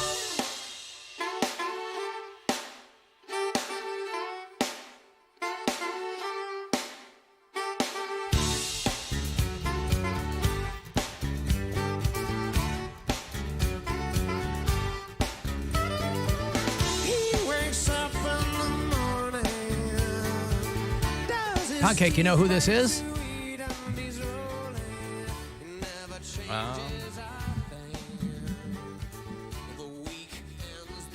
The name of the band is the guy's name. Dave Matthews Band. Very good. Real fans call him Dave. I was like, there's only two bands I think are like named after the guy, Bon Jovi and like. Those are the only two. Zac Be great, Brown Band. Yeah, it'd be great if he whipped out the Macaulay Schenker yeah, group the or Zac something like that. Yeah, well, there you go. Dave Matthews Band. Okay. A buddy of mine reminded me yesterday was the 19th anniversary of the Dave Matthews Band tour bus dumping 800 pounds of crap on people who were on a Chicago River cruise. God, look out the window, please. Who is that? Yeah. Oh, that's Brian. And he made a sign Hey, that made a says pants feet it sign. says There you go. pants feet. You got to play pants feet. I'm gonna go let him in real quick. Yesterday was the 19th anniversary of the Dave Matthews Band's bus driver releasing the sewage tank from the tour bus on the Kinsey Street Bridge onto an unsuspecting group of Chicago tourists on one of the Wendella boat rides. If you've ever been on that in Chicago, the architectural boat tour. Hard to believe. It was 2004. I wasn't even back home yet. I was still on the air in Pittsburgh. And people got an unwelcome surprise. Now, the Kinsey Street Bridge... There's probably one person who was like, I'm actually into this. They didn't know where it was coming from. Secretly. They're like, this is really good. They're like rubbing it into their forehead and their face. The Kinsey Street Bridge is right outside where I did work when I moved back home. My station in Chicago was in the Merchandise Mart, which is a massive building there at Wells and Kinsey. And so every day... What kind of merchandise do they sell? Oh, all kinds. Bolts of fabric and... fabrics of bolt? Oh, yeah.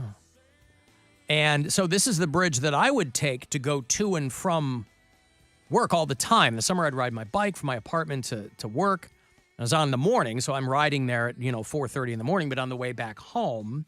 And so I would take this bridge all the time. And by the time I had moved back in 2006, people had already put like a makeshift sign outside the Merchandise Mart commemorating the Dave Matthews Band fecal dump. And so 19 years ago yesterday, the Dave Matthews Band unleashed the waste from their tour bus. The band donated $50,000 at the time to the Chicago Park District to, quote, begin the healing process. I love that. So every so often, if you happen to be on that bridge, those signs will come and go. When I first moved back, there was one there. But there on the Kinsey Street Bridge, if you know where that is, you might be lucky enough to see the sign that says, never forget, when the Dave Matthews Band dumped all their tour bus crap, 800 pounds of poo on people who were just out there enjoying a summer afternoon on the river. An infamous day almost 2 decades later that has forever ruined the Dave Matthews Band for people. Here, I'll show you a photo here. If you're watching the live stream, there's a picture at the time of what got dumped out. Oh my onto God, Chicago's first lady. I see it on a delay. Now, that's nothing that we'll have to worry about on the Captain Fun's floating Fandango. Stay away from us, Dave Matthews. Your band. Dave Matthews, get out of there. Oh! Yeah. That is. And here's one of the signs. One of the makeshift signs in August 2004, this very location, a DMV tour bus dumped 800 pounds of poo on some people. Hashtag never forget. Hashtag always remember. 800 And 800 pounds of poop on people. So, boy, hard to believe. Mary, are you going to make it through this concert? Yeah. Why I is know, that? I'm yawning. What do you mean? You're yawning a lot. I'm just tired. Yes, usually that's what yawning indicates. Mhm. Or I'll be your okay. brain's not getting enough oxygen. It's not even necessarily fatigue. Maybe that'll help. Oh. It's helping the live stream viewers. Shut up. Oh, hey, by the way, breaking very, very sad news. This is a bummer. Breaking sad news. Oop, wrong one. There we go. Did you get this? I just saw it. It literally just popped up on my... Lil Tay has died. I Remember don't Lil know who Tay? This is. This is the girl that, boy, people hated her when she was on social media. She's only 14 years old and she died. But when she was 9, she was posting these videos of her holding giant stacks of cash. And she was like a wannabe kind of like street kid, but she had rich parents and they were filming her. It was all a scam, but she was making money off people. It'd be huge on YouTube. Her real name was Claire Hope. It's a really weird post because she and her brother died. And they're not really saying why, but she was only 14 years old. She was the youngest flexer of the century. Remember Lil Tay a few years ago? Mm-mm. She had about 250,000 subscribers, and she was getting millions of views. And, of course, the videos would be her holding cash and being around cars, and she would brag about how her toilet was worth more than somebody's rent. It was just her flexing all the time. She posted about Poundcake's favorite XXX Tentacation. Mm-hmm. And, but again, it was, of course, all revealed to be fake. Like her brother and her dad, they're filming her and they're all in on it. But she and a brother, she had a couple, she and a brother have died. Car crash, maybe? Maybe. It's got to be something like wouldn't that, they right? say that? Huh? Maybe they don't have all the details. If you die in a car crash, No, I'm saying if it was like a drunk driver or if they stole a car or something. But they would have said that. Would they though? No, if you they never stole a car You and never drove know. it? You never know what a family will say. But I'm saying, like, if the coroner would have they died on the scene But of the coroner's not the one who makes the report. Well, eventually that will probably come out, but this is literally the post that her family put on Instagram. Heavy heart that we share the devastating news of our beloved Claire's sudden and tragic passing.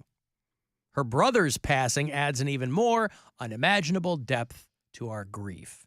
So it's all terrible and gross and who knows how. But Lil Tay, if you remember her, only made it to 14.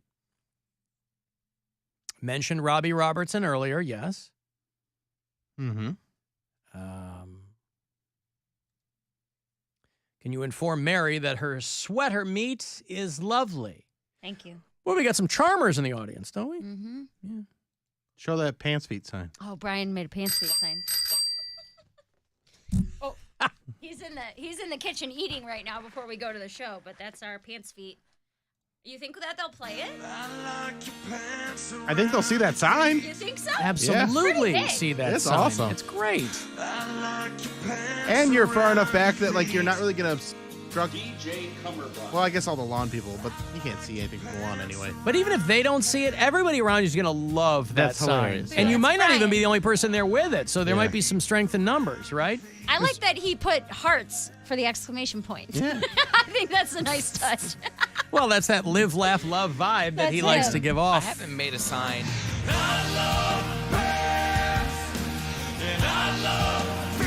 I'm trying to light her right now.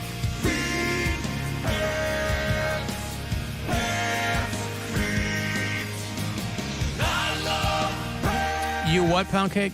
I haven't made a sign to go to like an event since I used to watch like WWF. Back when it was called WWF. Like we would make signs for them. But in my adult life, when I've gone to a concert, I've never made a sign. I would be afraid that one, they wouldn't understand my handwriting and everything would be all like lopsided. Like I need to have. You do the classic thing where you make your first three letters too big. Way and too then, big, and then Yeah. crunch it all like in. and then little small rock. I'll write with a ruler or something. Yeah. But maybe I'll test it out going to Pentatonics because I don't care that much for the band, but I'll make it fun. Do you want to know how dedicated Brian was to this pants feet sign? It is actually the Happy Birthday Blake sign from his daughter's 7th birthday party that everybody signed. Wow. So he took the So you can't Happy lose Birthday that. Blake, flipped it over, and wrote pants feet on it. He's So, like, I'm not going to buy another piece of cardboard what do we have at the house? when I have a giant trifold piece at home. Yeah, except you can't leave that one in the lawn. That one's No. not disposable. We got to bring that back with it. Honestly, she probably Oh. doesn't even remember it. This kind of stuff gets thrown in her toy room and then never seen again. It is amazing the things that parents keep thinking that they'll want them, and the kid wouldn't have the foggiest notion that you kept it. Yeah.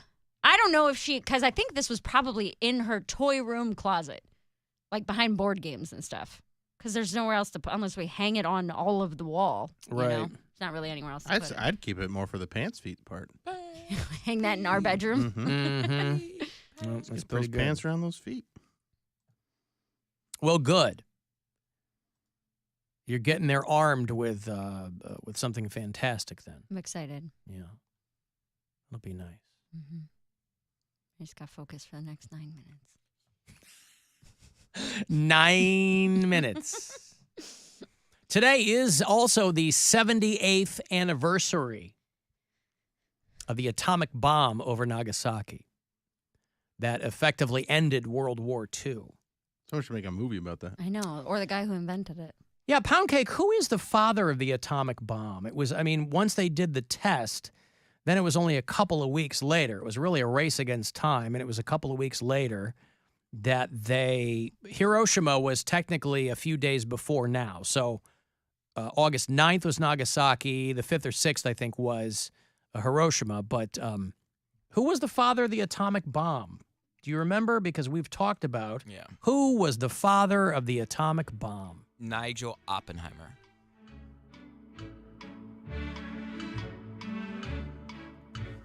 Bill? You got part of it. You got the Nigel part. It's Nigel, but what's his last name? Oppenheimer. No.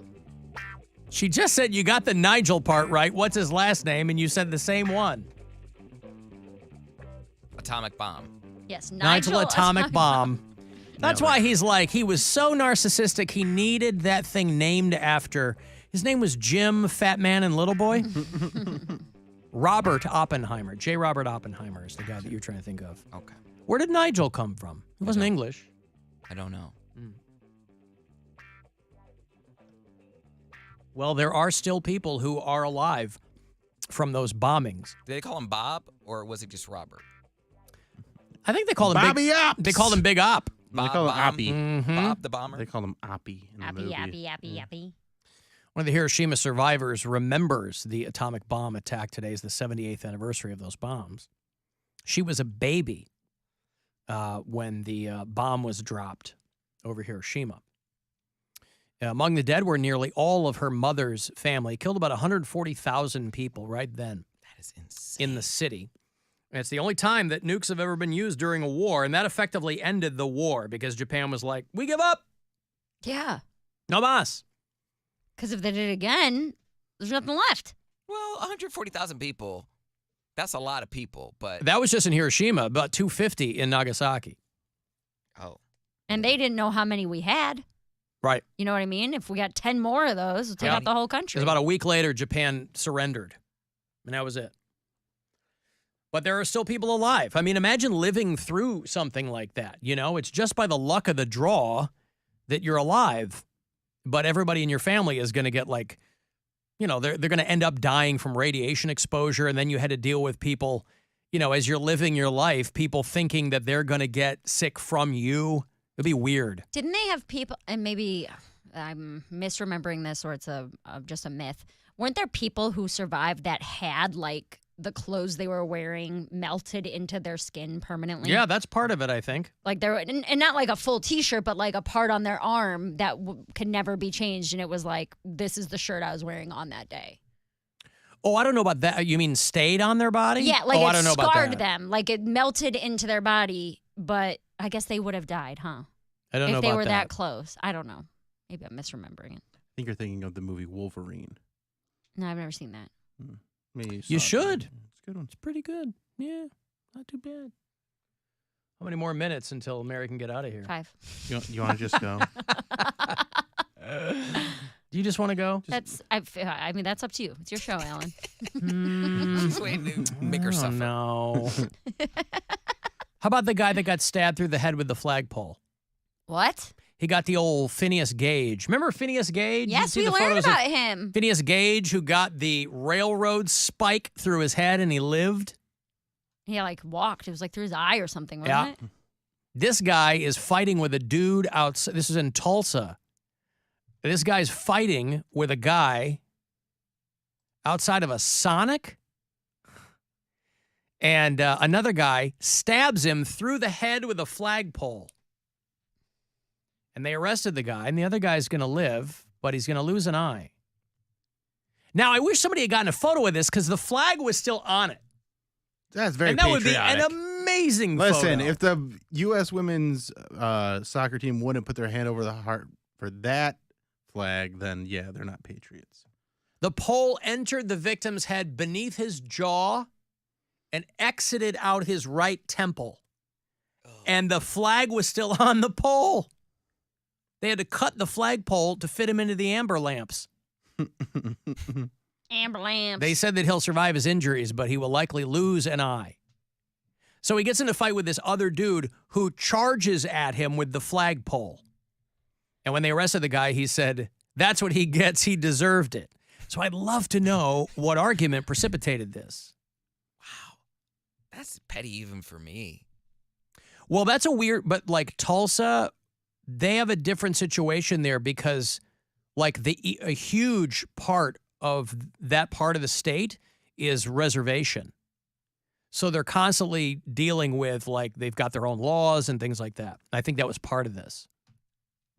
But please put your hand on your heart. Proudly we hailed at the twilight's last gleaming, whose broad stripes and bright stars were so gallantly there, as the rockets were there, and the twilight's last gleaming, and the rockets' red glare were so gallantly there.